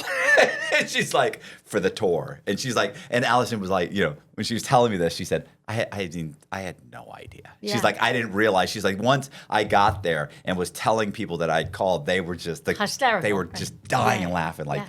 "Oh, what'd you say?" She's like, "I had no idea. They said it was a camp. There's no fences. They said because there was a pool at that camp at one point. Did you know that? was it? No. Yes. Probably. I'm sure they. They allowed the visitors and the kids to go in the pool. Yeah. And then something must have happened. Oh yeah. There's here's the thing. I always say this is that the inmates ruin everything. Anything they try and do for you. Yeah. Now I don't know what it's like at the camp, but I know at the medium and at the low. Anytime the staff, they're always like, "Man, they don't do nothing for us." It's like, okay. And then let's say a year goes by and they do something. Very quickly, you guys manage to ruin it. You start stealing this, or you steal that, or they put an inmate in charge. That inmate, you're like, "Hey, I want to go to the movie room," and they're like, "Oh yeah, man, yeah, it's booked up for 3 weeks." You're, booked up for 3? What are you talking about? They're like, yeah, I might be able to get you in. If you can, you got like a book of stamps. It's like, and go fuck yourself. What do you book of stamps? What are you talking? There's 3 seats right now available. Yeah, bro, no, those are taken. It's like they ruin it, or they get the seat, the DVD, and they steal it and they break it in half so they can cut up onion, and they sharpen it and cut up onion. It's like, what do you? Yeah, the food is a conversation in itself. Yeah, it's the stuff we ate. The girls are pretty entrepreneurial with the. Oh, so are the guys. I had some amazing meals, but not from the chow hall. 1 or 2. There was decent one, like I don't know. Alfredo, chicken Alfredo. No, you weren't really there you weren't there for the holiday meals. I was Thanksgiving and Christmas. Really? And 4th of July when I got a piece of watermelon that I right. was like so excited about. Right. Yeah. Okay. So you were there. Okay. I wasn't thinking. Okay. Yeah. Yeah. Those were good meals. I will tell you that Thanksgiving we got a piece of flat meat. It wasn't turkey. I couldn't cut it. And you don't have the knives, right? So like you're picking it up. Like if you came in with manners, you didn't leave with manners. No. Some of the stuff was just intolerable. And those are the days I would eat apple and the squeezed peanut butter. Yeah. Out of the little plastic. I'd never seen that before. So I'd take the green apple, cut it, and eat apple and peanut butter. Yeah, I'd never seen like mackerel and all the fish and stuff. That I don't eat mackerel, but I'm saying, but you could buy. I didn't know you actually could buy pouches of like white chicken in a pouch. Yes. Like to me, it comes in a can. No, you can get pouches and. Never saw that stuff either. I actually have a bag of kifi at my house. I haven't used it or anything, but I do have it just to have it. Somebody brought it for me. He says, "Hey man, I got that for you." I was like, "Nice." for Christmas time, Uh-huh. each dorm does a different theme. So I started making these gingerbread men out of cardboard. I made them stand up. I decorated them, gingerbread men and women, and I made a bunch for the Spanish mamas that were in my row. Coming to work one day, they stole the gingerbread. So I'm like, they stole the piece of cardboard. Who stole it? Just other inmates? Somebody. So the Spanish mama's like, we're not having that. So they go and you can't hide a gingerbread man that's this big, right? Yeah. They found it in another dorm. They stole it back and they trashed her bunk. Because they're like, nobody steals your gingerbread man. I should have taken one home. I made probably about 10 of them, just to always remember what that Christmas was like in that camp. Right. It was, and New Year's. It's good that you can laugh about it, because if you can't laugh about it, I've seen people leave. Sorry, real quick. I've seen people leave and it's horrible. It was the worst thing in my life. Stop, man. It's You're just a right. different experience. It was not. I promise you, people have lived worse lives. Yeah. Had worse things have happened. That may have been a bad experience or something. But if the fact that you can laugh about it and joke, that makes it okay. All right. I'm sorry. You have to be able to laugh about it, right? It's true. I mean, what else are you going to do? Yeah, exactly. You have to get through it, and you just wind up finding, Well, it's I was thinking Rudy. I have I almost said buddy, a co-defendant who I thought they didn't put him in the same place. No. I was in LA Fitness, and he didn't go to prison. Oh. He's still fucking complaining. It's like if there was a graph or a whatever, how if they had like me right here and then down they had like the two guys beneath me, and then beneath them they had like a bunch of like a mob Yeah, you know what I'm right. saying? Rudy would have been The It would have pyramid. been me, and then it would have been Rudy and Dave Walker.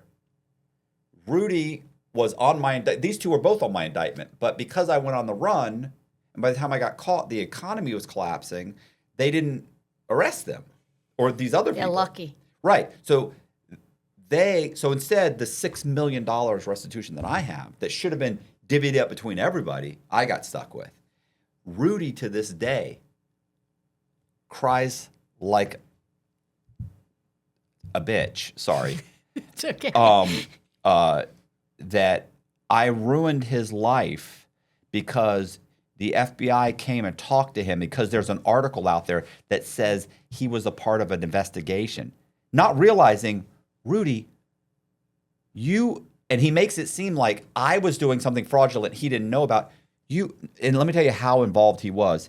At one point, he went to the DMV and got a fake a driver's license at the DMV using a fake birth certificate, fake everything.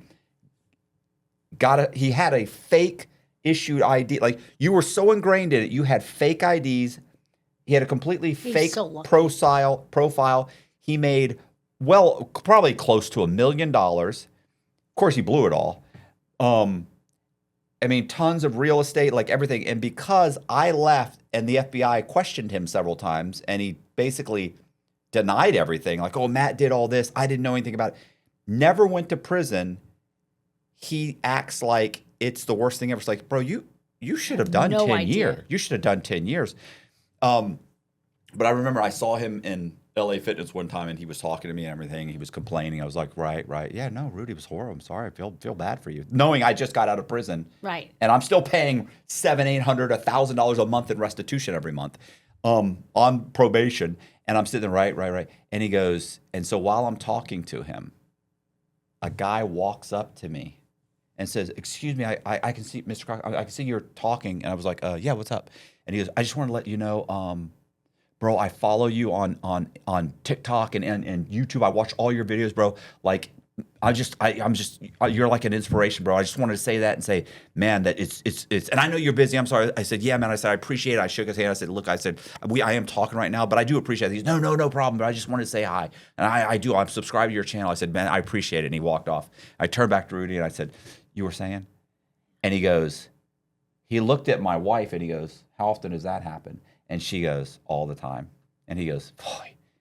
is, well, you've really turned this into something. I go, what choice do I have, Rudy? Right. What choice? Like, Right. I could do what he does and deny it and lie and tell people that it's not his fault and do that, but it's made him someone that I'm pretty sure will die of a heart attack fairly soon.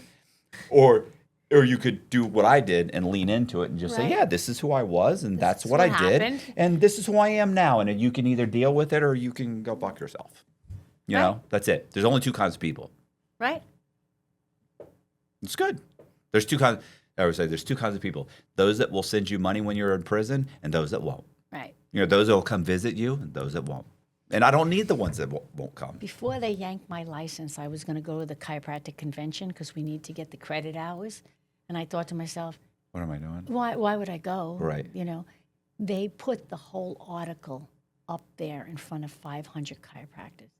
I would have been humiliated, like I would have crawled under the table, died of humiliation. Do you know that I could have gotten my license back? Bruce came to me, he said, you have to go in front of a board, apologize, admit what you did wrong, pay me, pay a $5,000 fine, and you could have your license back. You probably could. Yes. However, I've been doing it for 30 years. I wasn't a spring chicken anymore, and I really didn't think that was the right route for me to take. And I was so humiliated at first from it. That's why I didn't do anything with the books, because I didn't want people label you. You're a fraudster. Mm-hmm. You know, it's like, so I chose not to get it. And there's a part of me that regrets it, but I probably wouldn't have done it for more than 2-3 years anyway. Right. I could have worked for somebody else, and but everybody knows. Every other chiropractor knows which chiropractors get arrested and go down, and go to prison. So it was humiliation. I remember the night my brother called. He goes, "Oh, you made the Sun Sentinel." I went, "Oh," I was sick to my stomach. They never had pictures of me because I went in voluntarily. I was for some reason, I was never in handcuffs. Thank you, God. And I never had any pictures of me put in there. Felix and Andrew were all over it, and the other doctor, but for some reason, they didn't put me in there. I don't know why. It was just a stroke of luck. I mean, they had my name, Right. but the picture wasn't there, which I think makes it slightly better.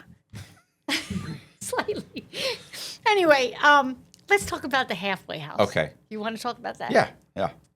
So I go to Dania Beach. I got to do 3 months in a halfway house. Steve, Mr. Wright, he kind of goes by the halfway house and parks and tries to go in. He said, "Listen, my girlfriend's coming here." They're like, "No, I'm sorry, we can't. You can't be in here." And blah blah blah. So Steve looks around and goes, "Oh, there's a little park next door, Linda. You're going to be really happy, right?" Okay. So they picked me up at, I don't know, it was like 9 o'clock. By the time we drove to South Florida, I had like a window of an hour to be alone with Steve. I was so excited about that hour. Right. I had been dreaming about that hour for 7 months, okay? And what happened? Something like I never expected. Like nothing intimate, like we attempted. Right. I was so freaked. I mean, I hadn't been to my house in 7 months. Everything, he had exercise equipment in the bedroom. Like everything was like in disarray. I had lost all this weight, and I just was so, it just didn't happen like I expected it. It was just like, it was such a fail. I was too nervous to relax. Right. And he picked it up right away. So that was the end of that. And then my father arrives, and we went to my mother's because I hadn't seen my mother in 7 months. She couldn't, Right. she couldn't go there. For whatever reason, she made an excuse every time, Matt. It was too Right. much for her to handle. Okay. She didn't live much longer after that. So we went to my mother's, and thank you. We went to my mother's and her husband's house. And in the 9 months that I hadn't seen her, she looked like she aged 5 years, and he looked like he aged 15. He was now on oxygen full time, and he wound up, I got out in January of 19. He was dead by August. So it was a lot. I came home to a lot of family stuff. But okay, so we get to the halfway house. Steve's like, "I'm going to go get ice cream." My father and I walk in. There's all the gold teeth, the long hair, there's hardly any women there. Right. There's like 50 residents, and there might have been maybe 7, 8 girls. So they put me upstairs on a top freaking bunk. I said, you guys know that I'm 57 years old. I think I was 57. I don't really want to be on this top bunk anymore. So this guy goes, oh, we'll move you tomorrow. So he moves me to a smaller room on the first floor. The girl that was on the bottom bunk said, I don't care, I'll take the top bunk. She was illegally bringing in people from Cuba because she was Cuban. She was so nice. She was like, do it all over again. I think she got a year.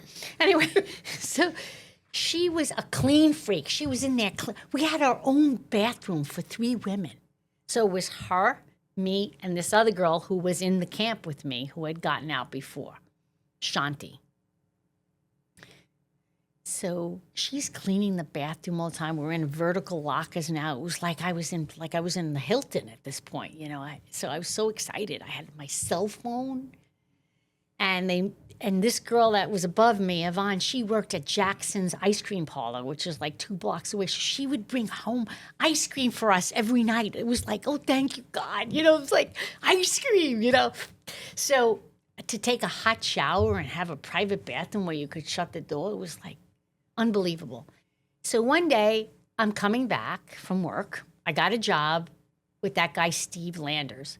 Now, he was a personal injury attorney, but I wasn't allowed to do any personal injury. I was allowed to answer the phones, do filing and this and that. I did everything for him, to be really honest, because I knew what EOBs were. I was able to, he's like, I feel bad giving you $10 an hour. I said, don't feel bad because the halfway house is taking 20% of it, so it's okay. I don't really care. Right. And So it's getting me out of the halfway house. Right. I was so thrilled.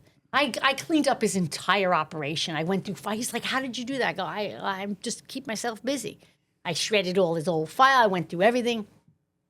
So the first 2 months, you know, the second month, they allow you to go home on weekend visits, the second month.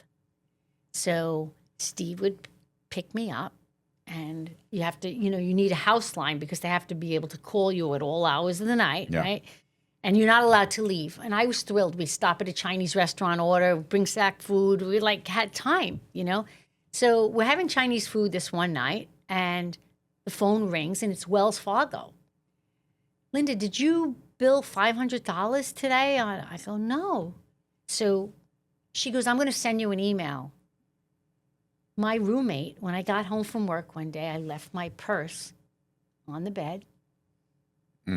She went inside, made a copy of my debit card, and the stupid ass does a square with her name on it. Right. She was 2 weeks from being completely done. I mean, okay. So I mean, some people. So I call up Mr. Tate. I'll never forget this guy at the halfway house. He's like, well, you need to press charges. I go, no. I said, I got to be in a room with her. She's going to, big girl. She's going to take a pillow and put it over my head. I'm not doing anything of the sort. So he goes, Linda, we're going to move her. So I come back Sunday night. She comes back from work. And he comes in with her. He says, okay, you're moving. I didn't look at her. I stayed on my phone. I was watching Netflix. I didn't want to make eye contact with her. I was scared, man. Right. Okay? She would have taken me out. So, I'm surprised they didn't just call the marshals and just have her picked up. They wound up doing it. So, Okay. the administrator, this woman, she pulls me in there and she goes, "Why the hell would you do that?" I go, "Wait, why are you yelling at me?" She goes, "You're a criminal. You should think like that." She's going to say. I was like, "Well, you know, I understand that I'm guilty of fraud, but I don't think like that. I you know." She goes, "Oh, that's pretty stupid." Like she said to me, I was ready to lunge across the. Be like, you work at a halfway house. Yeah, Stop it. Stop. right. Let's I should have said that, Matt. Let's be reasonable here. Let's do some critical thinking here. There is no other situation where you're lecturing me ever. Even when I leave here, I promise I'll be in a position where you never get to lecture me. But go ahead. Okay. So after she was done giving me my little reprimand, okay, the next day the cops come and I have to give. They called the cops, and the cop says to me, "What are you doing here?" I go, "I live here right now." He goes, "Oh, you're a felon?" I go, "Yeah." I'm like. I almost laughed. I mean, these were two cute little, cops like looking at me like, oh my God. Like, it's like such judgment that comes out, right?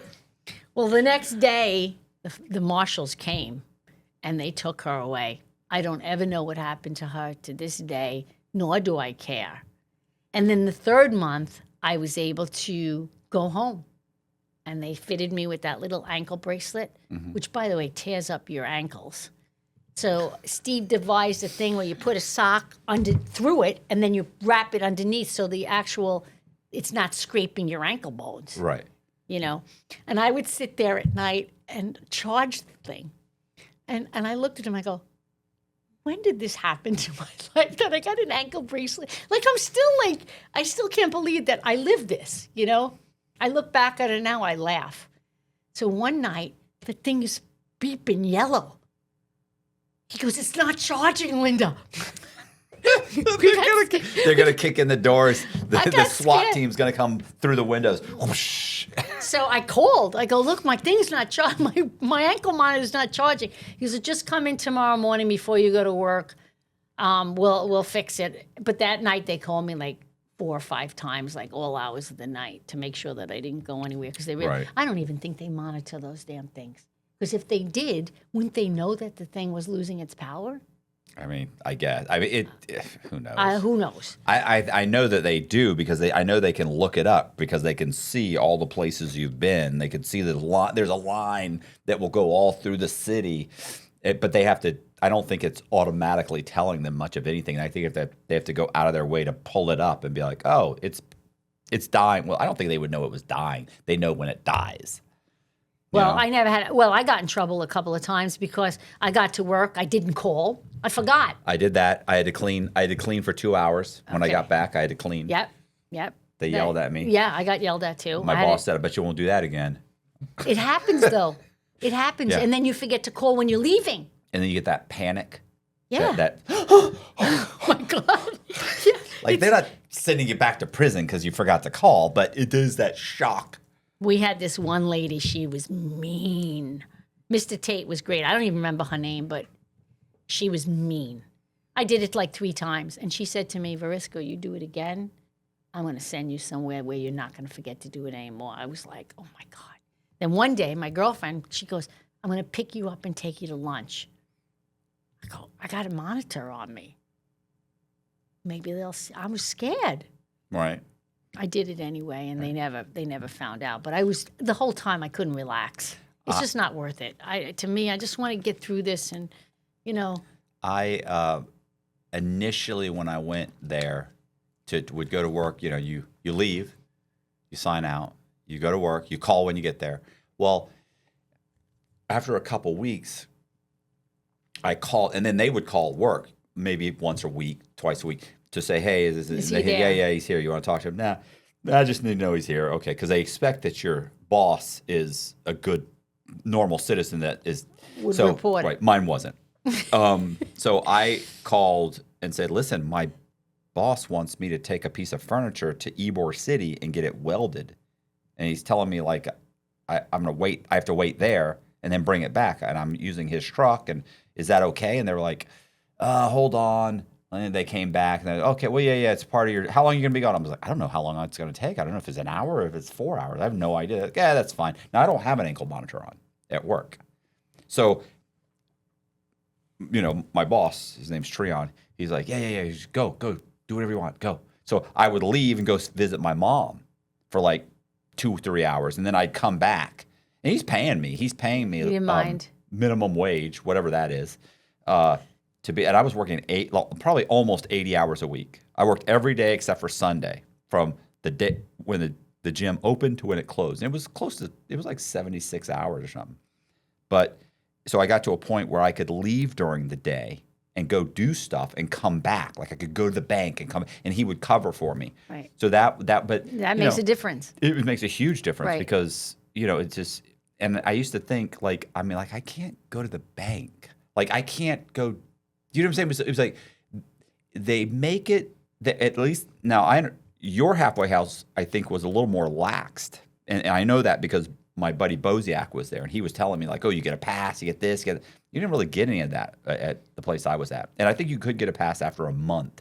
You got to leave for the day, and then like the 2 weeks later they would let you go for like the weekend. It got And more then- and more yes. as you went on. But I had nowhere to go, so So I was there for 7 months. But what I was going to say is, Oh, that's a long time. To I do that. was lucky. Everybody else was always complaining because they were taking like 25% of what we made. And I used to, and they, I can't wait to get out of here. And these, and they would complain. And I used to always think to myself, like, where am I going to live for 25% of my gross pay?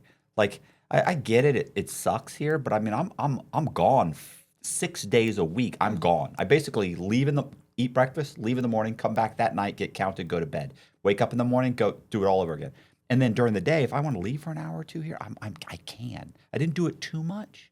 Right, you Because don't I push, didn't push your luck. Right, because I have coming up with excuses like these guys are getting to the point like how bad is the equipment in this place that you're Yeah. constantly getting it welded? But we had different excuses, and sometimes Treon would go with me. But it was I got to a point I was like, it's like you have to lie just to be able to do some stuff. And I'm not doing anything wrong, but like going to see my mother's in a wheelchair. Right. They want my sister to bring my mother to the halfway house to have a little visit with her in the halfway house, Right. in the main room with people walking around, Yeah. guys cussing and screaming, Yeah, and how no. my 90-year-old, like, no, No. I'll lie and I will go to the visit. And I was like they're making me, like, I almost felt like you're forcing me to break the rules. Right. But I was lucky. I never got caught. Oof. Boy, talking about be scared though. Yeah. Scared. I was like, You come out of there like a deer in the headlights, and Yeah. then you stay like that. It takes like a couple of months after the halfway house to even start to unwind that you could have a normal life. oh, listen, for 6 months after, I would say for 6 months after that, around 3:30, 3:45, I would get this feeling in my gut like Count. I'm supposed to be standing next to I'm supposed to be in my cell, Yep. being counted. And whenever there would be a knock at the door, boom, boom, boom, boom, I would immediately think, they realized they fucked up. They let me out. They came to get the marshals to get me. If I had opened the door and there were two marshals saying, "Hey, turn around, cuff up," I'd have been like, I would have thought like, yeah, something went wrong. Like I'm because I'm not supposed to be out. I'm supposed to be locked up. After 13 years, that's where I was supposed to be. This was weird. It becomes in your. It's in your. Yeah, it takes a while. It takes a while, takes but a while. for me, it took, I'm sure, longer than you. But that feeling of. And then Yeah. just You're- scared, like somebody right. goes to get in your car. It's like, has Yeah, you this don't. person got yeah. anything? Like, I've heard some horror stories. Like, if this guy has a weapon on him and I get pulled over and he drops it underneath the seat, he doesn't say, "Oh, I don't know whose that is." Then I'm the one going, because it's my car. He's going to be like, "Well, I don't know. It's his car." It's exactly right. And then you're just scared. Like, it's just a scary feeling. Well, I didn't want to work for this guy much longer. And he said to me, "I'll give you more money." Now I realized I didn't even realize I had 3-year probation ahead of me after that thing. That's how I'm telling you, I was, during that whole period, I was kind of outside of myself. Yeah. I knew it, but I didn't know it. Like now it was there. It was in my face, 3 years probation. So I go to my probation officer in Hollywood and I'm like, "Listen, Steve wants to take me to Hawaii. It's my dream vacation." "You're not going to Hawaii. Who's paying for that?" I go, "He is." Yeah. It's not, "No, that's an expensive vacation. I'm not going to allow that." I said, "I wrote a book." "Yeah, no, you can't. You can't do anything like that." She Write a book? You can't publish a book during that. No, it wasn't allowed. That's not true. Okay. I wasn't going to argue with this. No, I understand, but I'm saying that you have to understand that they have complete control. You get some probation officers are great and some are just jerks. She wasn't that bad. She really wasn't that bad. She came to the house and did an inspection. Okay. Steve's got guns. He shoots, carries. My son's got all these Taekwondo weapons. I'm like, "Get the stuff out of the house. Get it out."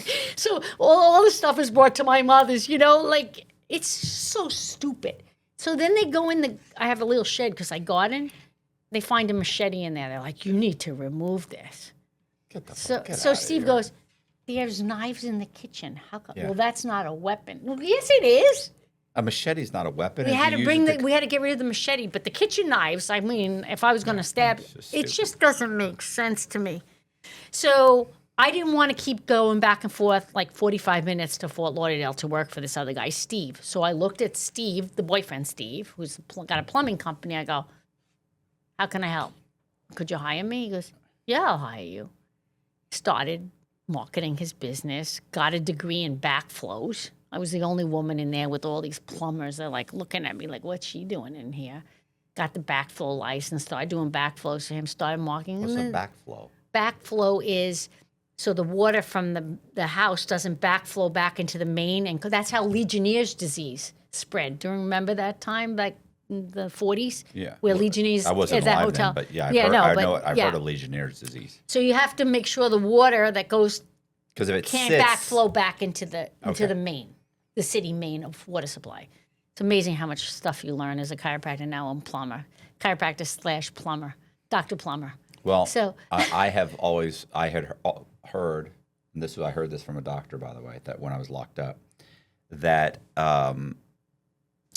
that the sewer system, that the modern sewer system has saved more lives than doctors ever will. Because that's how disease was, that's what wiped out, that's all the plagues, all the infections, it's all because of And that backflow stops sewer that. systems. Yeah. But Now, on private residential houses, in certain areas, you need backflows, but like where I live, there's no backflow. But any kind of commercial, there's always a backflow, and they have to be tested every year. Big side note. So I start marketing his company. So I went to this one group. I was a chiropractor, and now here I am a year and a half later coming in as a plumber. Everybody knew my story. Mm-hmm. And I started marketing, and like his company started to grow like immensely. He's like, I didn't know you could market. I go, either did I. I just got up. I said, like, your number 2 is our number 1. I had like some taglines that were plumbing taglines that were funny.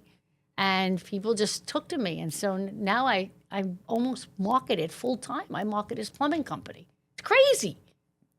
It's just so crazy. And I brought so much business into him that it's just crazy. that's It's just, so yeah, I'm not embarrassed to say that, well, doctor to plumber, it's fine. I'm not the plumber, but, I can tell you a lot about your systems because I listened when he's talking and I've learned. People say,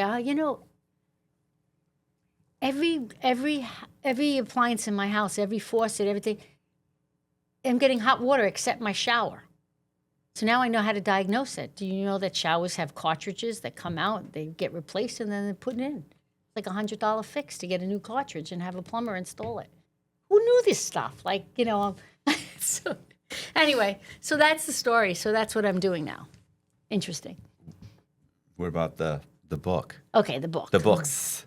So I wrote the book, and I brought it to a publisher, and he read it, and he goes, oh my God, this is great. But it's too long to be one book. I go, what do you mean it's too long? He goes, nobody reads 900 pages anymore. Yeah, that's insane. Right. That's too much. So he decides to divide it into 3 books. Book 1, book 2. So book 1, and it's funny, they call it The Girl with a $1 Million Smile.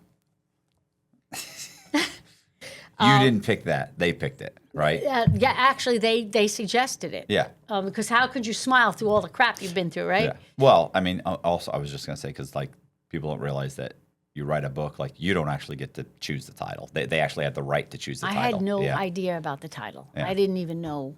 They gave me 3 options. So this book ends with me climbing up and finding Joseph in bed with the other woman. Boom, that ends. This book, The Journey to Mr. Right, starts with his drug addiction, the whole thing with the kid, and then ends with me, the banging the gavel down. So this book starts sad, takes you down, he dies, all that, the whole eulogy thing. Then it goes up again. I meet Steve, Mr. Right. Mr. Right now is in the picture too. And it gets exciting, and then it goes down again, and they bang the gavel down, and that's the end of book 2.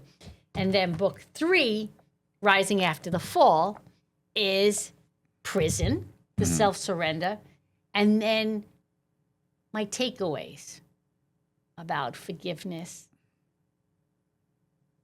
about aging, about grieving, because I went through a lot of death after, I came out of the prison, and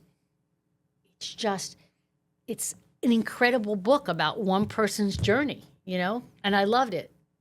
They wrote the back of it. They wrote all the back, Yeah. The cost of choosing yourself when the world expects you to sacrifice. The courage of parenting through the fallout of someone else's chaos. The tenderness of loving again while protecting your heart. Because I was afraid. I didn't think I was capable of love again. You know, Mr. Right Now was fun for a while, great sex, and, you know, but there was no way I was going to trust ever again. Yeah, you've had some bad experiences. Right. And then I met the plumber, and he's trustworthy. And then I opened my heart again, which is not so easy as a woman, you know, who's been so screwed over, you know. So these books are they're about my life, but they're about resilience, about persevering. And a lot of times women get what happened to me, they don't get up again, or they live miserable lives the rest of their lives. That's not me. I found the good and through everything, and I kept persevering. I got 2 really great kids. Daughter's in her 3rd year of medical school. She's been through a lot in her life. She saw so much death. You know, her grandfather, her nanny, my mother, her father. It was just, and she plows through it all. She's probably the strongest. She goes, well, Ma, you taught me about strength. Because when she was a kid, and you know how little girls, they start to whine. I go, I don't understand that language. You want to whine? Go in your room and talk to yourself. When you can come back and communicate to me. I just did not tolerate stuff from my kids. Same thing with my son. He was a little different. You know, some boys get into a little more trouble. Ma, we have a situation. You know, I was off-roading. 8 of us on a 4-seater, and they were off-roading, and they flipped the thing, and some of the kids were hurt. I dealt with it, and I was tough with him, and now he's successful in real estate. He's got 11 guys under him. He's 30 years old. So I did a lot of wrong, Matt. Made a lot of mistakes, but I did a lot of right. And at the end of the day, when you look at your life, like, let's say 20 years from now, when I'm going to be 80-something years old, right? I look at my life, I'm going to say, what's my biggest accomplishments? Yeah, I was a great chiropractor for 25 years. I used to have people come from all over to see me. I was really good. But is that my greatest accomplishment? I think it's your kids. When your kids are successful and doing great, that to me is my greatest accomplishment. That's what I'm going to look back on my life. Yeah, I made a lot of mistakes, and so what? So does everybody. You know, I thought losing a husband was the worst thing. I dated a guy, Steve, who lost a son to leukemia. So that's 10 times worse. So it's all comparison, you know? You have a kid, gets diagnosed, dies 4 days before his 6th birthday, and you watch your child, and there's nothing to do. You can't, doctors there's nothing we could do for you. You know, that's a lot worse than losing a husband who, you know, you left anyway. On his deathbed, he grabbed my hand before he went into that semi-comatose, and he looked at me, he goes, I'm so sorry, Linda. And I go, you know what? I already forgave you because you're going to make a transition right now.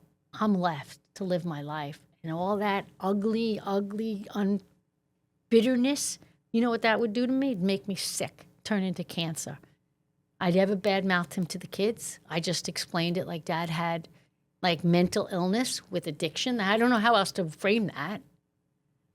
He had serious things that happened, and he got addicted, you know, and that's it. And we got through it. We got through it all, and I'm still smiling. Hey, you guys, I appreciate you watching. Do me a favor, hit the subscribe button, hit the bell so you get notified of videos just like this. Also, please share the video to anyone you think might like it. Also, if you want to grab Linda's book, go into the description box. We're going to leave the link there. It'll bring you right to Amazon where you can get all 3 books. Also, she has done an Audible where she did the Audible herself. Unlike me, I hired somebody because nobody wants to hear me read. She said people love the Audible because it's in her voice and people really enjoy that. Thank you very much again. I really do appreciate you guys watching. See ya.